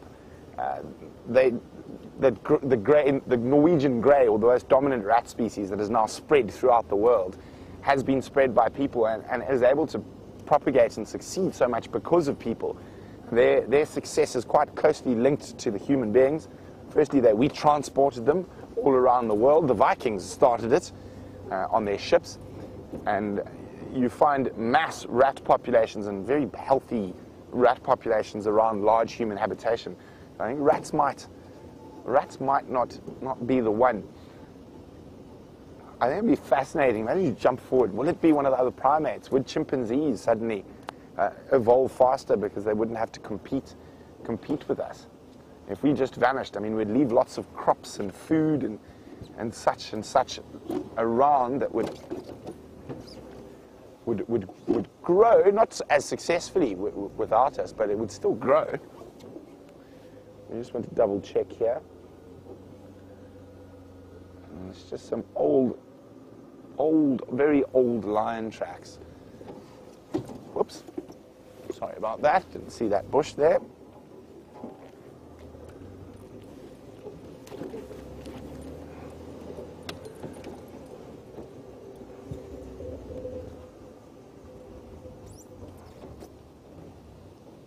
Now, if we look at ancient civilizations that have gone extinct and try to figure out what's sort of taken over that dominant niche between the different human inhabitations, I think probably, as long as we've been around in our current form, even though civilizations as such have disappeared. Oh, Joe, I think I swallowed a leaf there. It blew right down into my throat.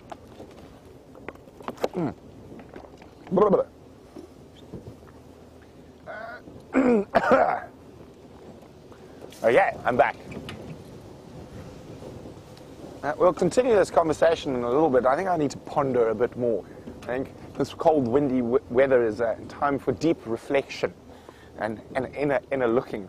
And while we do that, James has got the fluffiest of fluffy creatures that I think are going to be extra fluffy in this windy weather.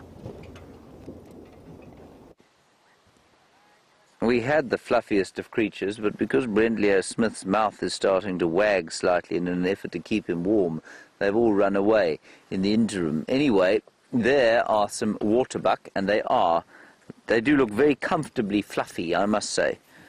So I think, although it's very cold, they will enjoy their fur. And I've often thought to myself, why are they so fluffy? Because, of course, this is not a very cold area by default. It's normally a pretty warm area, isn't it, Jeandre? And those hairs of theirs, while they might look fluffy, I don't think are particularly warm. They're quite sparse. And so I don't think that those waterbuck are necessarily as sort of toasty warm as they might look.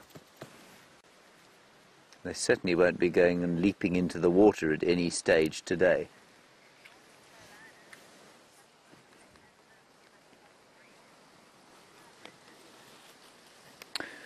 Now, Kevin, you're in North Carolina and you're wondering about hybrids and whether the antelope out here have ever crossbred and created a hybrid.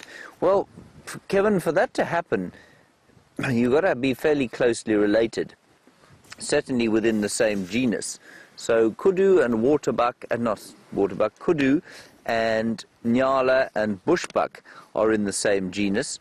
And so the chances of them hybridizing, I suppose, must exist, except that they probably have different numbers of chromosomes and therefore they're probably unable to hybridize. So the long and short answer is no, it hasn't happened. I don't think it's possible. Animals in the same genus that are able to hybridize would include, of course, zebra and horses. They can, in some cases, horses and donkeys, we know, make mules. And some of the cats are able to hybridize. Tigers and lions being the most obvious example. I don't know that it's possible amongst antelope species, though. I think that you might find that they're just slightly too distantly related for it to happen.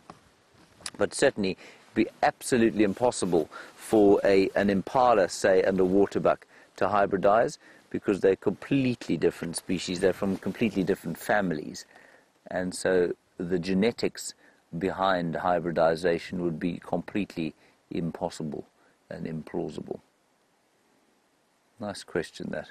People are often fascinated by hybridization, and I think it's because we're fascinated by seeing new animals and new things. Jeandre, are you enjoying the boat today? Yes? Nice movement around the place. He's nodding a bit. I think he's lost the power of speech, mercifully, just because his foot has infected the rest of his brain.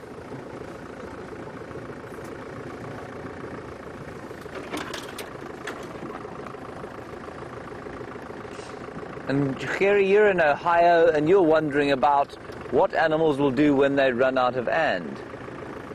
Sorry, just give me that name again, Kirsty. Oh, Sherry. Sorry, Sherry. Yes, Sherry in Ohio. That's also a difficult one to answer because in the Kruger National Park, well, let's take the Kruger. The Kruger is part of a greater conservation area called the Greater Limpopo Transfrontier Park. That's 8 million acres of land. And is it ever going to be a case that the herbivores here run out of land and therefore look to move somewhere else? Yes, it's possible. It might happen. But there's nowhere for them to go. In South Africa, they cannot go west. They cannot move into the human settlements because there are too many people out on the western fringes. To the east is Mozambique. I suppose there are areas there that they might try and move into. But the optimum habitat for any wild herbivore in this area is right where they are now. And so were the grazing lands to become denuded over here, I think you'd find that there'd be a massive die-off before animals would actually be able to move. Certainly in prehistory, though, we know that there were very large migrations of animals that used to move up into the mountains for the winter time. Certainly many of the elephants, and I suspect the wildebeest and sable and roan, they would have moved towards the foothills of the Drakensberg onto the sources of the rivers that run through the Lowveld for much of the winter. That is a beastly cold wind. I'm going down towards the drainage line where it's sheltered. And so, yeah, I really don't think that they would be able to go anywhere. Migrations also used to have north and south around this area, and apparently huge herds of wildebeest used to go up to the perennial rivers for the winter time, so they'd come out down into this area for winter, and then they'd go up north to places like the Timbavati, where there's a dry riverbed there now. It never flows anymore, but certainly used to flow, and they'd go up there for the summertime. Now that doesn't happen with the provision of artificial water. I mean, the greatest help we can give to animals, yes, is to make them space and to give them habitat to live in and to stop denuding the habitats that they do live in. Unfortunately, I'm just not sure that we as human beings are capable of thinking that far in front of our noses. We're also very unaware in many respects. So we had that question about whether or not Africans or African wildlands would be covered eventually in houses. And it's an interesting one because, and I'm not saying that John was hinting at this, but you know,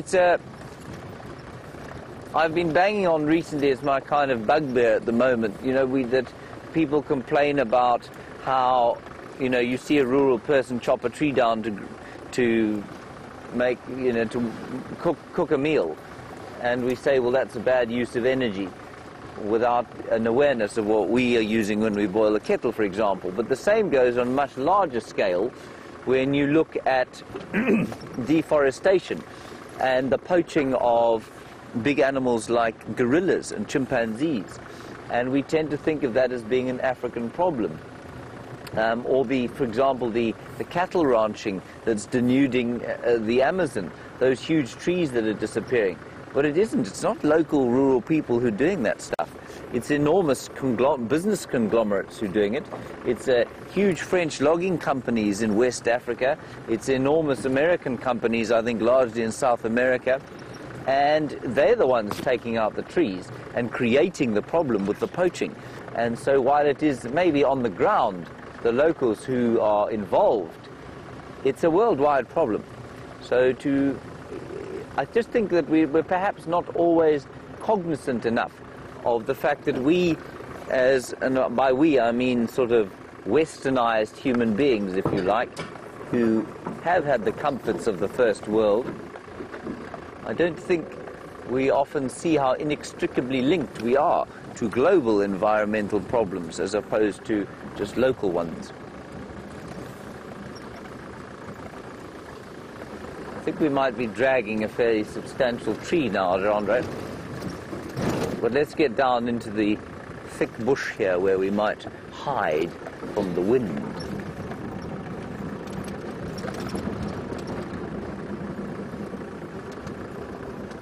I am probably going to have to stop and look. Oh, we might find a snack here, Jeandre. Are you hungry? No, I think this tree was unfortunately debarked some time back. Let me just see if I can find Jeandre and I a little snack. Now, of course, the snack we want, just need my little knife. Where's my knife, Jeandre? There it is. The snack we want is a piece of the recently sort of chipped off bark, which tastes like a sort of mineral-rich chewing gum, if you like. Oh, here we go. That was part of our car. But I think this tree may well have been cut off by, or debarked by elephants too long ago. No, there's some moisture here. We might be able to get you a snack, Jeandre. Look excited. There we go. He's grinning now, gormlessly.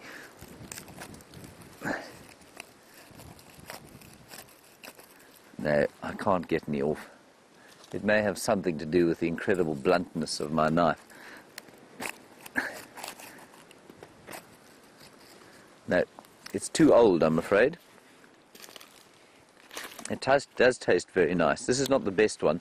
The best one is the red thorn. This is a knob thorn. But red thorn chewing gum is quite sweet and minerally. Is minerally a word, Jeandre? Not. You wouldn't know. Okay, on we go. And that's, of course, exactly why the elephants will start to debark those trees, and the knob thorns in a drought year like... Fuck.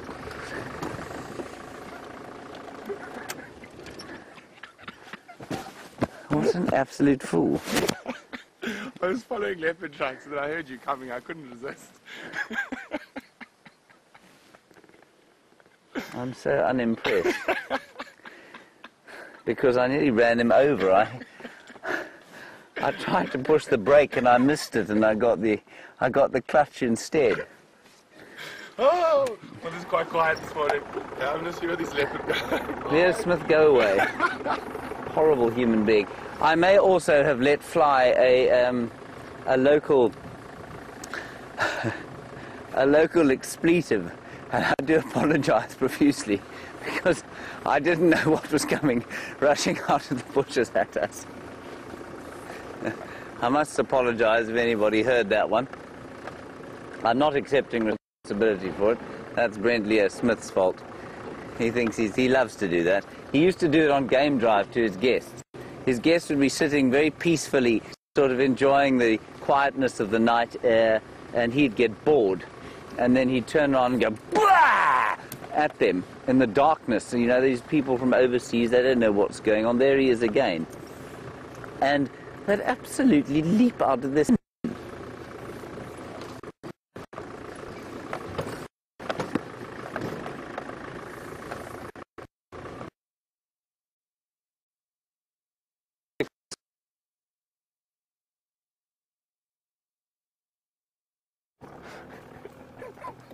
Did you hear that? I heard them coming down the road, so I hid behind a bush and went, he went, fuck. Right, he's back with us.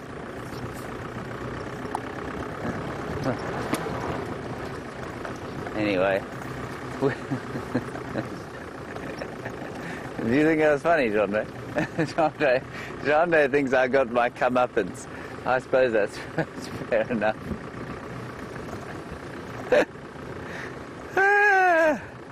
He really did get me very well there.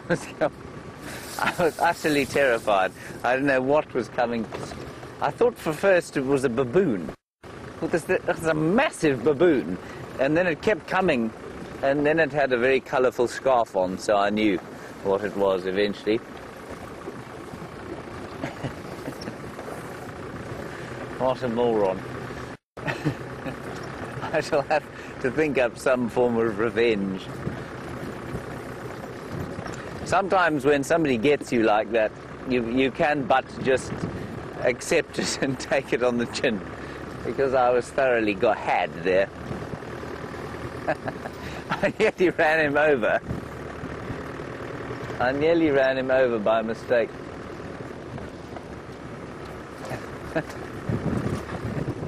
Yeah. Well, you know, at least the two of us have been utterly competent at finding any animals today. At least we've managed to provide some form of entertainment.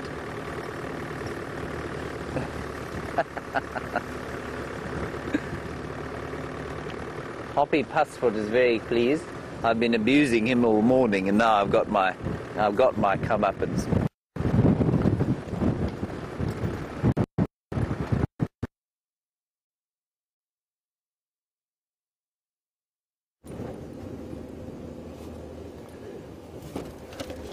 Whoops. So, the little imp on my shoulder made me do it. He was talking so much. I actually had to hide behind that bush for his whole segment on the tree.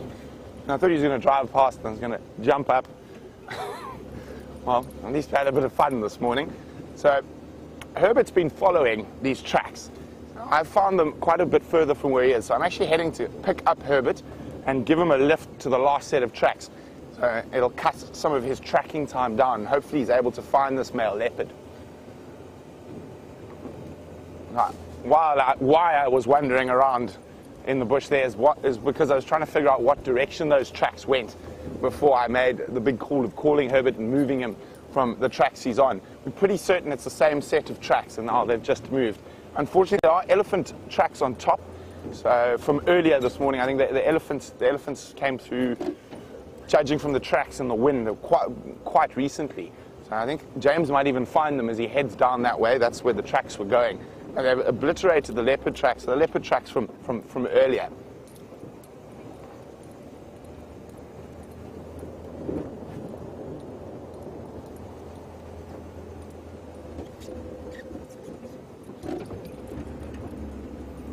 It was quite funny, wasn't it?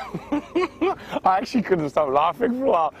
James's his unimpressed face was very unimpressed. Jeandre thought it was funny though. Gerert thinks it's hilarious. We'll come back to these animals in a second because Herbert's just up the road. So if he keeps walking towards us, he's going to give them a fright. There's a lovely little impala, female little baby inside the thicket here. And here we go, some impala as well. See, all moving away from us in this weather. There's the little impala. Oh, off he goes. Oh, off they went. Trying to safety in numbers in the wind.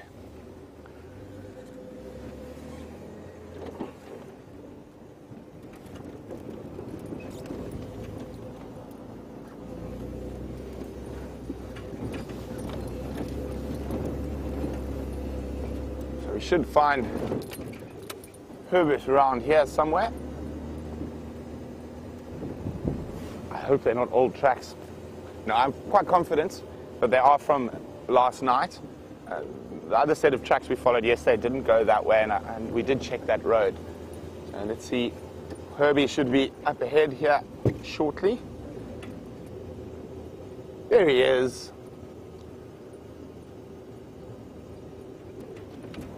Looks like he's got a good stick. Always important to have a good stick when walking through the bush.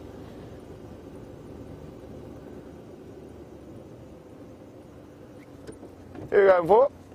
He's going that way. I'm not sure. We can go double check there, but for me, that's very fresh. This one, I'm not sure. It's been blunt. Let's go double check. There, Yeah, perfect. Good. So Herb's going to jump on with us and he's put his stick next to us, and he wants me to go double check. So he says there's a lot of hippo. So other side, for. Yeah. So there's a hippo sleeping there. That's why he couldn't walk into where those tracks went. Now, a hippo out of the water in this drought is an incredibly dangerous animal. Viam and I actually nearly stumbled onto one. We only saw it at about 5 meters when we were tracking lions the other morning. So, of course, we want to stay as safe as possible, especially with this gusting wind we've got. So we're going to go see if we can have a look where those leopard tracks are.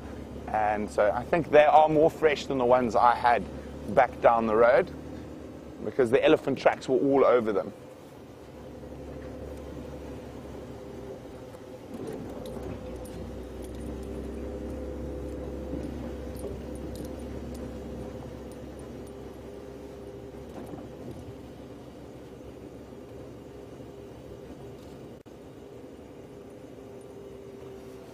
We often refer to cubs, and Christopher in Arizona is wondering, why are the big cat babies called cubs and not kittens? Very good question, Christopher. As far as I know, it's to do with size.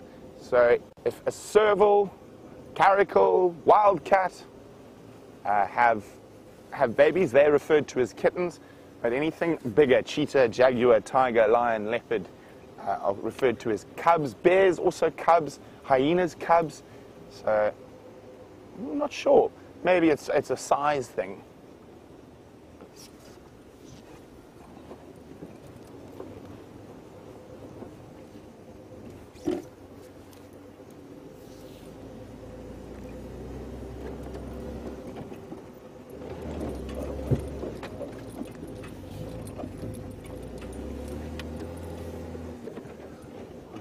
So I'm just going to slow down a little bit. We're going to start checking a little bit more carefully.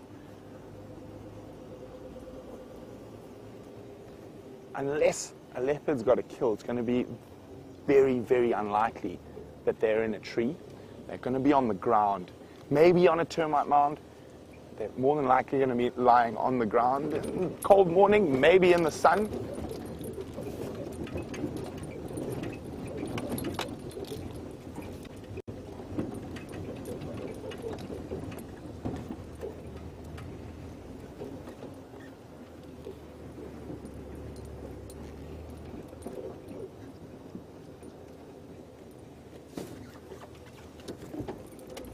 Now, are you staring at us, or are you staring at something else? I think they're just staring at us. There's a whole herd of impala on the road there.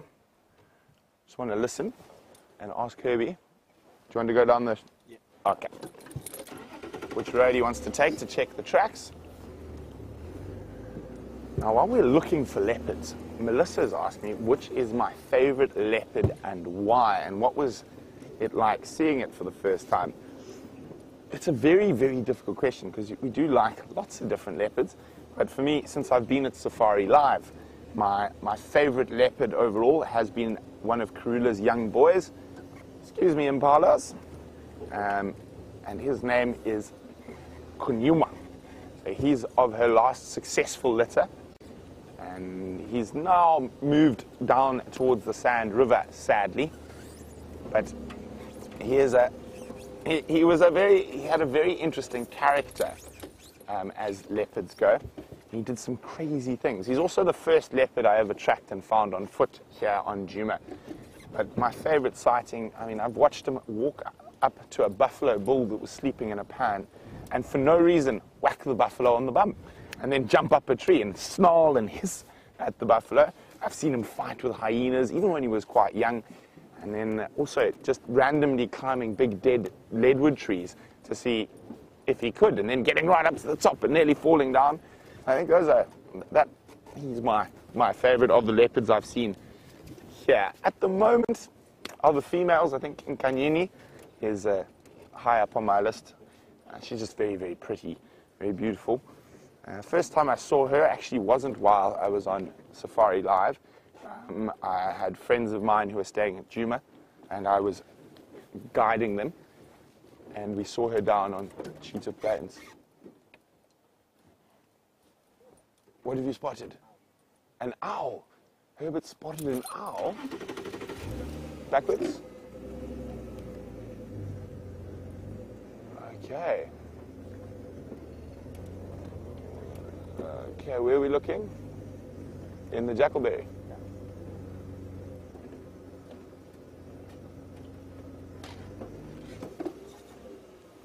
Sorry, are we just trying to figure out where the owl is?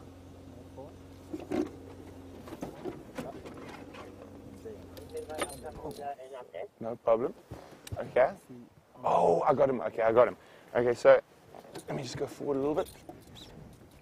Okay, you got him. Okay, so up to the left. A little bit more to the. There we go. A little bit to the left, and zoom center of screen. A little bit to the left. There we go, a Vervets eagle owl, or used to be called a giant eagle owl. What a spot, Herbert. You can see his pink eyelids with his eyes closed as he's snoozing.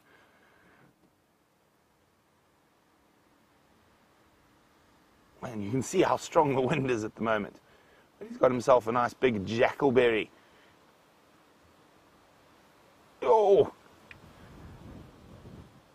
Oh, the wind is really, really strong today. A Vervets eagle owl. One of my favorite calls in the bush is of this owl. Deep, deep woo, woo, woo, woo. Often hear it just before sunrise.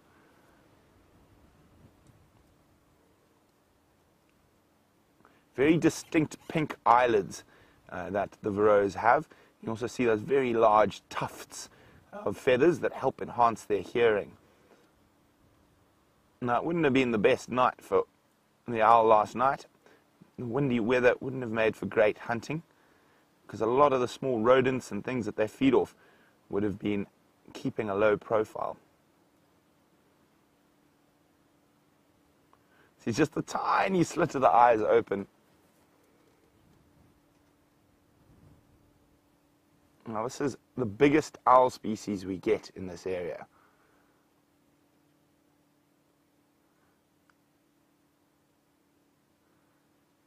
Beautiful. I think he's going to nap here for the rest of the day.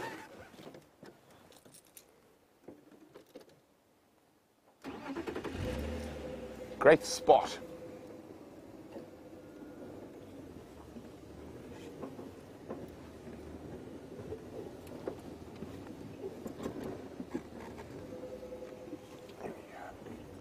So we're just going to head back to where Herbie had those leopard tracks last and have another quick look around that area. Oh, sorry about that. My ears came out. But while we go look for this leopard, James has got some big animals to show you.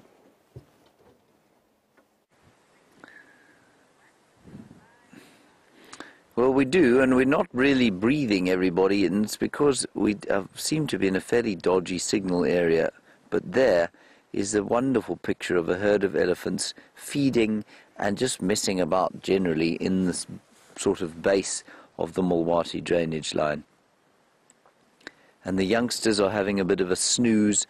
They're all lying down and scrabbling about in the dirt, playing like they are in a giant sort of naturally formed sand pit. We've watched 3 or 4 of them sort of burying their faces in the sand, obviously enjoying the feeling of I guess it scratches their heads, scratches their skin, and probably just feels very nice in the same way that it does to us if you lie down on the beach. There's a very little one in there having a good time.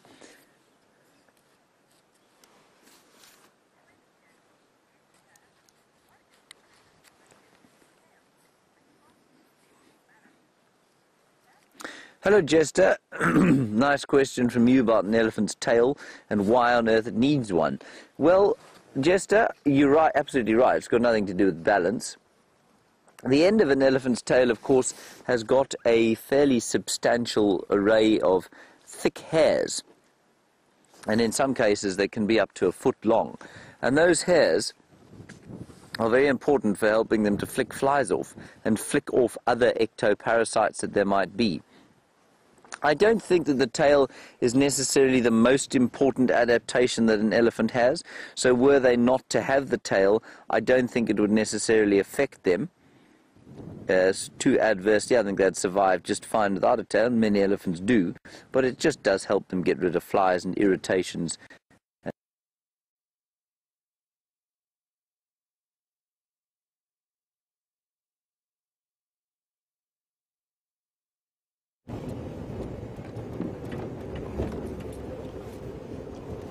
Exciting news!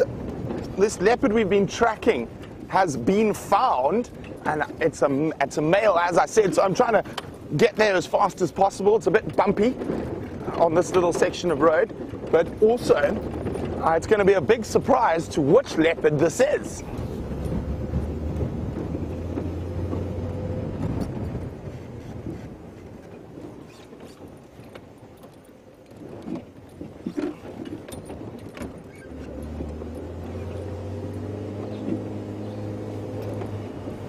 So why don't you guess which leopard it is? If you think you know which male leopard I'm racing towards, send me the name of him on Twitter to the hashtag SafariLIVE. Which leopard are we chasing after today?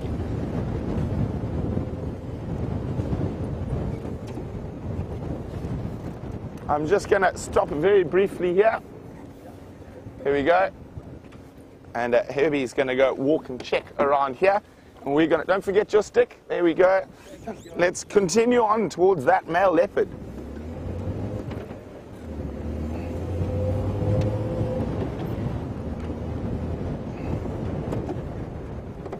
Bouncing! Yay!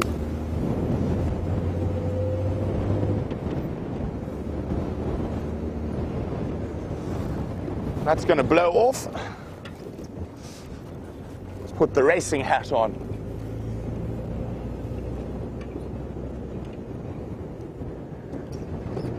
Tax, I'm on Central. Confirm best access is from Central Nyala Road North Junction.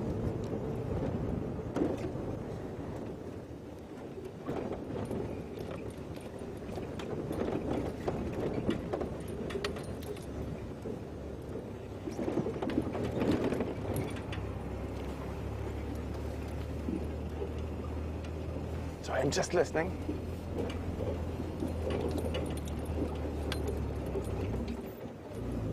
I copy, that's Nyala Road North Junction with Guaripan. Copy, thanks. I'm about 5 minutes out. So, very exciting. I'm just warning, we might get some breakup as we get there. He is in a notoriously bad gremlin drainage line, but I think if we're static, it should be okay. But we're not too far off now.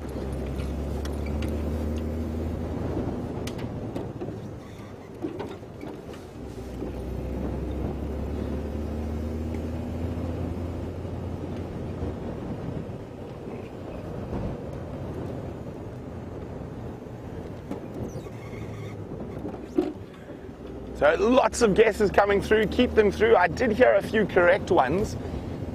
But I think we're only going to unveil when we unveil the leopard, and then let you have a look at his face to see if you can work out who he is.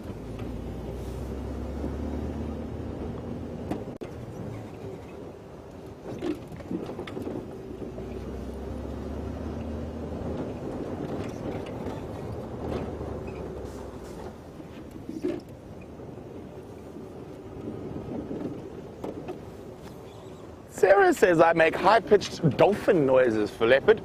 I've been described... Oh, you are making high-pitched dolphin noises for leopard. Sorry, that was my fault not listening properly. But yes, I'm also very excited. I think the best excited noise you can make out of any animal is the banded mongoose when it finds an egg. It goes... So I think that's a good excited noise for leopard. While we try to get through there, through the bad signal area, let's go see what Commander Bond's up to.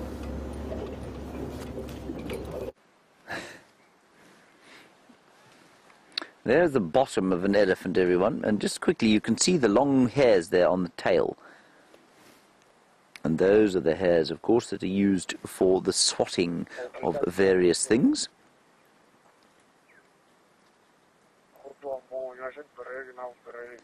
There we go. And I'm a little reticent to even try and move here, just in case we lose signal. There are a whole lot of elephants around here. It's part of the same herd that we were looking at just now, and in fact we can see one off to the left there, Jeandre, just feeding through the bushes. It's not a world-beating picture. You see how reticent he was to even point the camera, something that wasn't going to win him an award. Why did you park us there? There we go, just shut up, do your job. Jeandre has had very, very much sufficient sympathy over the course of the last 2 weeks. How many months have you been injured now? Well, it feels like 4 months. I'm just going to try and ease my way down.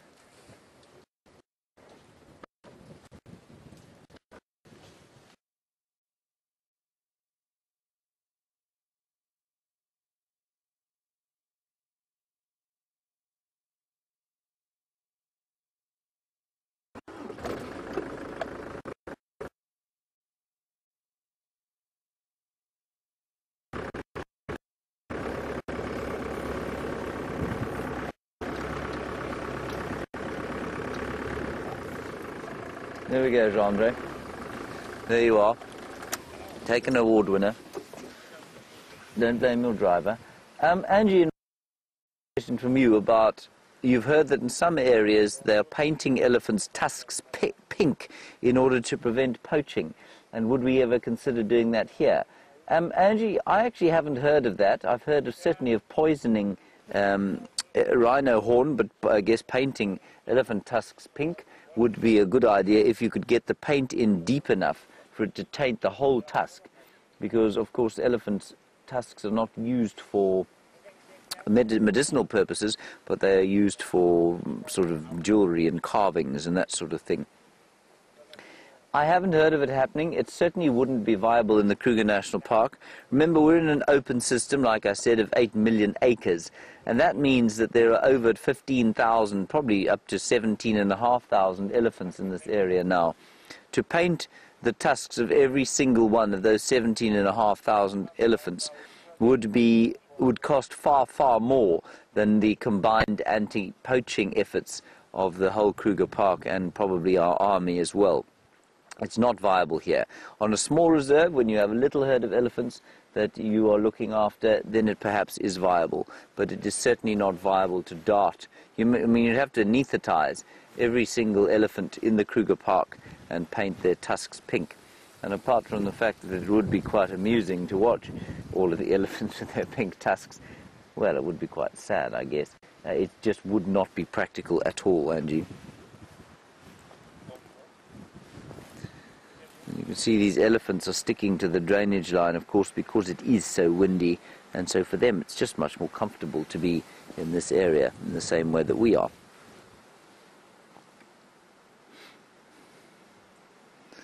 Eating very peacefully, and I'm sure you can hear the rushing. Now, you are in for a very special treat, a surprise male leopard with Brent Leo Smith.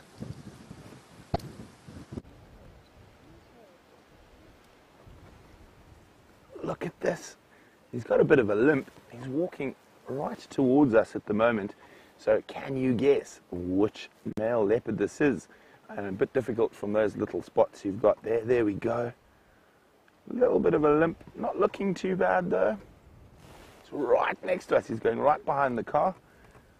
Isn't that stunning? There we go. Taxon's guests agree. He is absolutely stunning. Try and move now. So we can also, we've been blocking the taxi.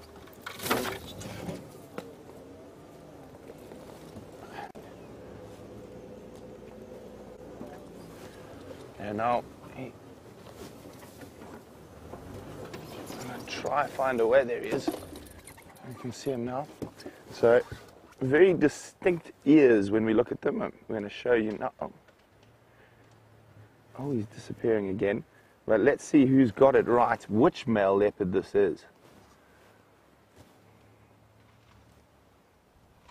Keeping it nice and cryptic through the bushes, but we did have a really nice close-up look at him as he walked right next to us.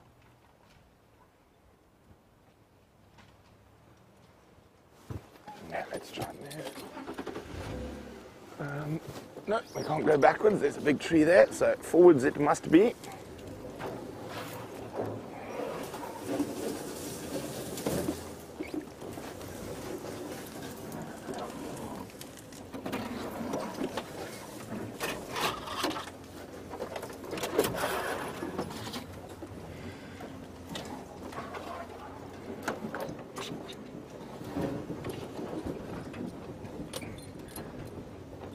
So who's got it right? Who knows who it is?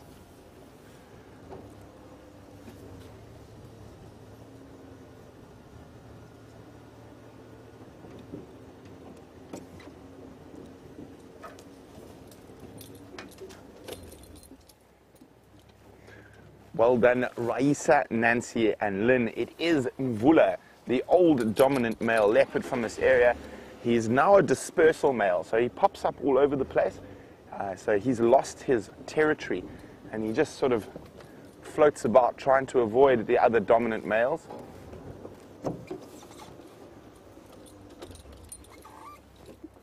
So for a dispersal male, he's actually looking in very good condition. He's got a little limp, but I mean, not looking bad at all. He is quite hungry.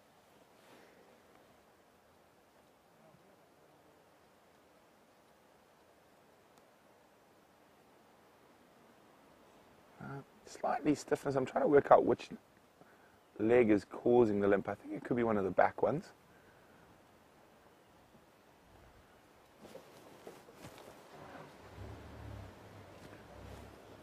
Okay, we're just going to wait. We can't move just yet. I'm sandwiched between two cars. But yay, so exciting. I haven't seen Mvula in such a long time. So very exciting to catch up with him. Thanks, Taxi. Yeah.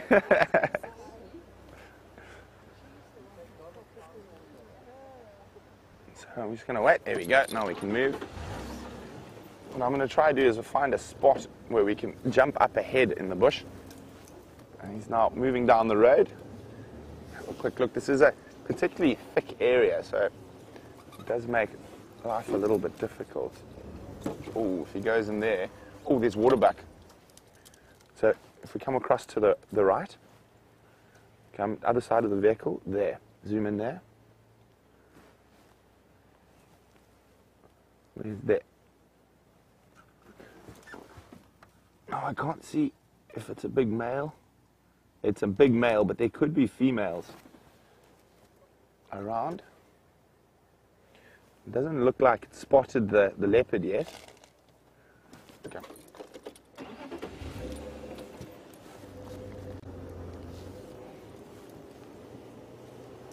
Now that would be quite a big kill for a leopard. I'm just going to wait here, just see what's going on. Okay, let's just go forward a little bit.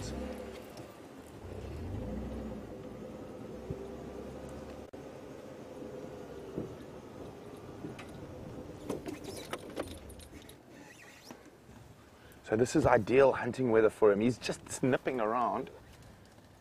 The strong wind will help diffuse the... Back a little bit. Wait.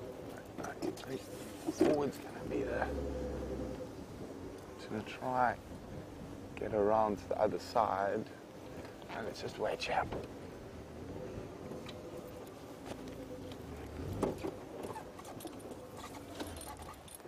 And we can just see him through the bush there. He's not really looking too interested in hunting that waterbuck. See his tail's up. I think he was just maybe checking to see if there was a baby or female around.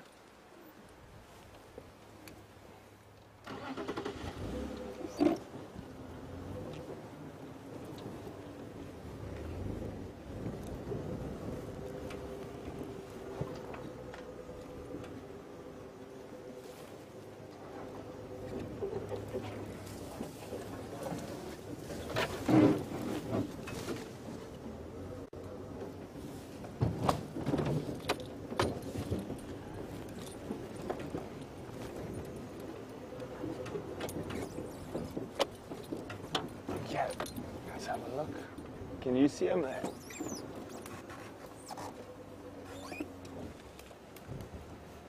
I've lost sight of him. I'm just going to go up ahead where it's a little bit more open.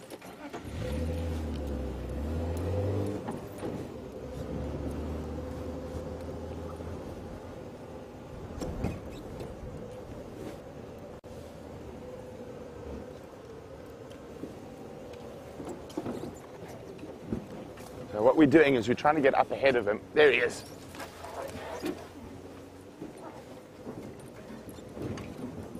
So he is heading in some really difficult country, and there's some big little... Oh, isn't that beautiful? I love leopards at this time of the year with the colors of the bush willows changing. And you can see how well their camouflage works.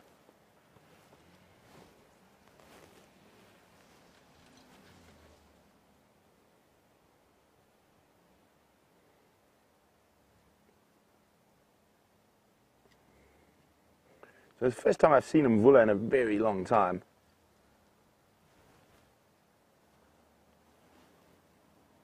Look at that. Has he spotted something I can't see?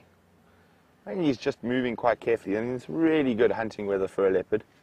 So he's moving carefully and taking his time.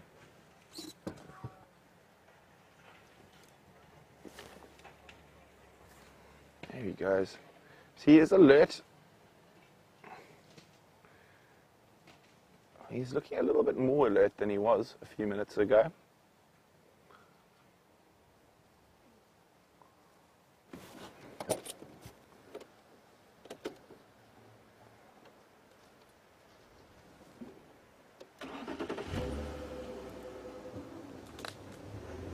Hold on, we're going to bounce over the log.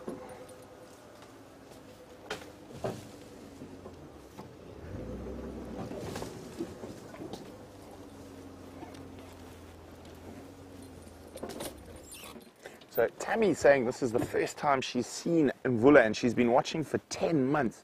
So I saw him a couple of months ago, maybe a month and a half ago. But he used to be the dominant male leopard we used to see regularly when I first started. But Tingana has dispersed him, so moved him out of this area.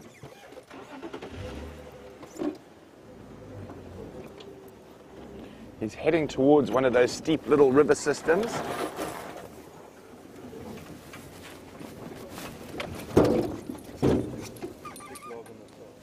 No, it's just jumping up, it's fine. Oh, where is that thing?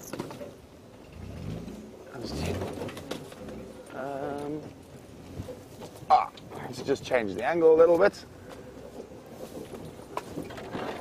There we go.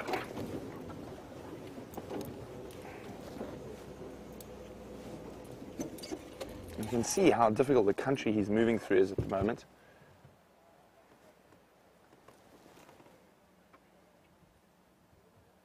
There he is. And he's moving along the edge of this little river system. Look at they just see those rosettes through the thicket. There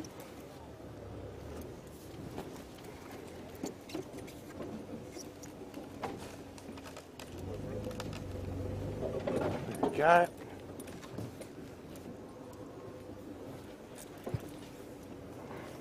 So he's gone up onto a termite mound there. I'm going to try see if we can sneak around.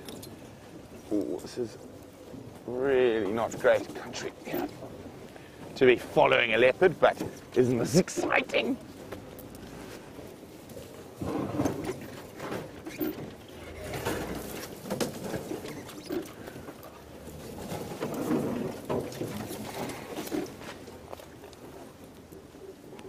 Okay. Hold on tight.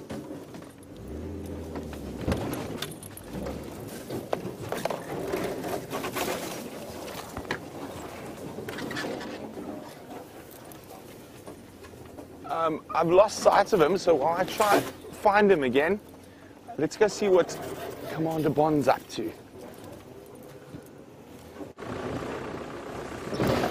I am obviously insane with jealousy at this stage because that leopard is my favorite male leopard, and I'm so very pleased that he's back here. I'm not so pleased that he seems to have a limp. But I was chatting to Tristan from Simbambili last night, who spent some time with him 2 nights ago.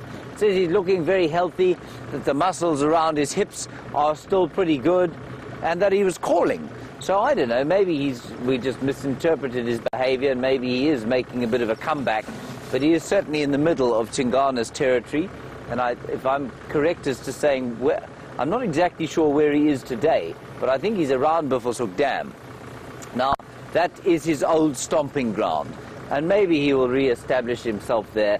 Certainly Tingana hasn't been spending a great deal of time in the northern reaches around that area, so maybe he'll stay for a while. Wouldn't that be lovely? He's a magnificent fellow, is our friend Mvula. 13 years of him. I wonder when his 14th birthday is.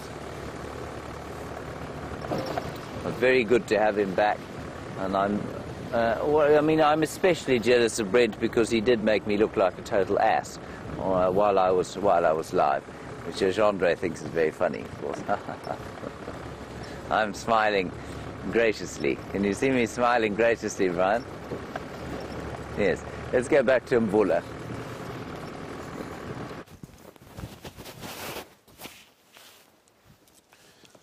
There he is. We've caught up with him again, but it is a really, really thick block. We will try to stay with him.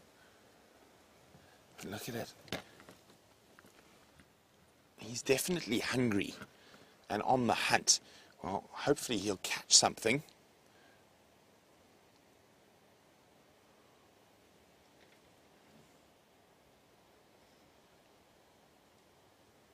So he's stopping, listening, smelling. Oh, he's changed his mind. He's coming towards us. What a good leopard. I hope you're getting some lovely screenshots of him. And his very distinct tattered ears.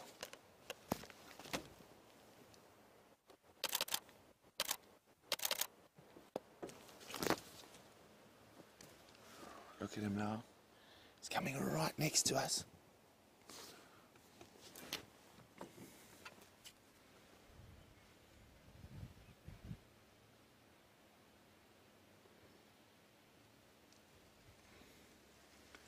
Look at this, he's right next to us.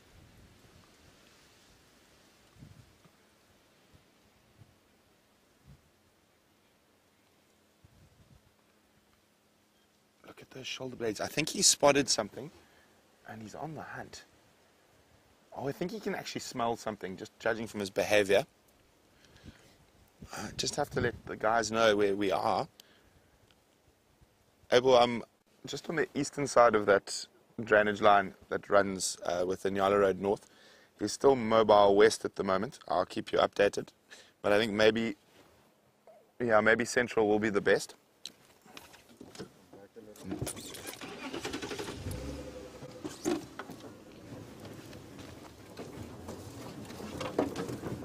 So we're gonna.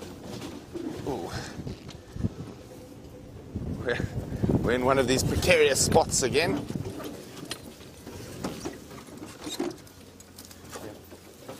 See if I can get out. Like this. Watch out behind you there, Gert. Okay, we should be okay. Through there. Watch the thorns. And yeah, he is choosing a particularly trying area for us.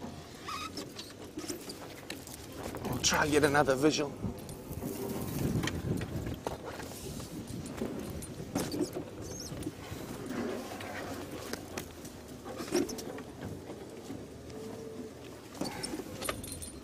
There he is. Oh, isn't that stunning? Isn't that beautiful in that light?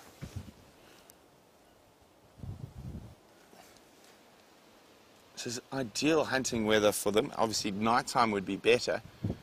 But moving along the edge of a little river system like this, there's a good chance of a nyala, kudu, even the odd impala.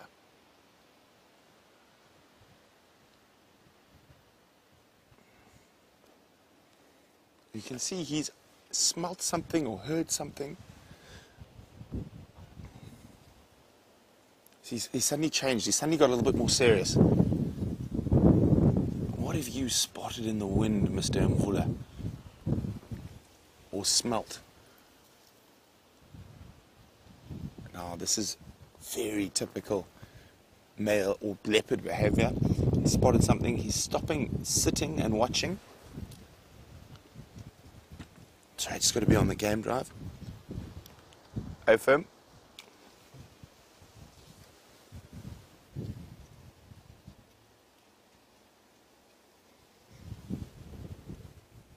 So, see how he's listening,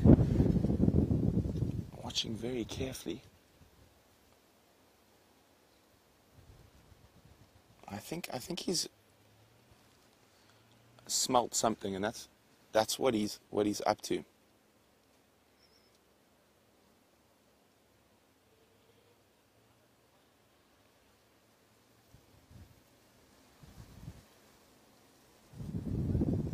Look at that, look how he dropped his head.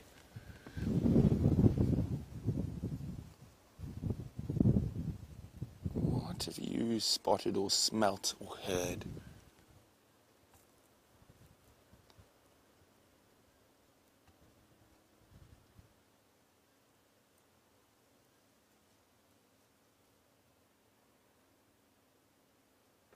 Now let's watch.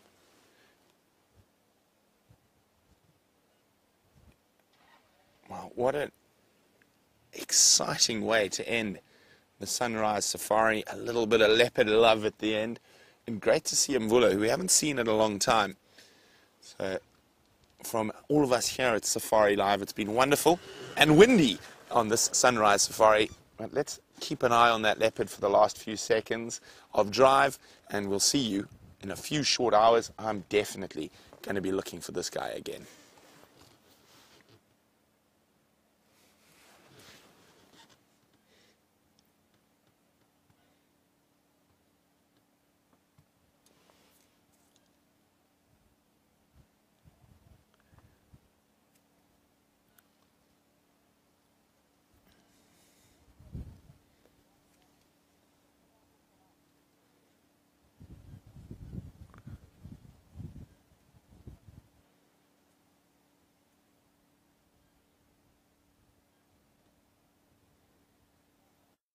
Those little spots you've got there. There we go.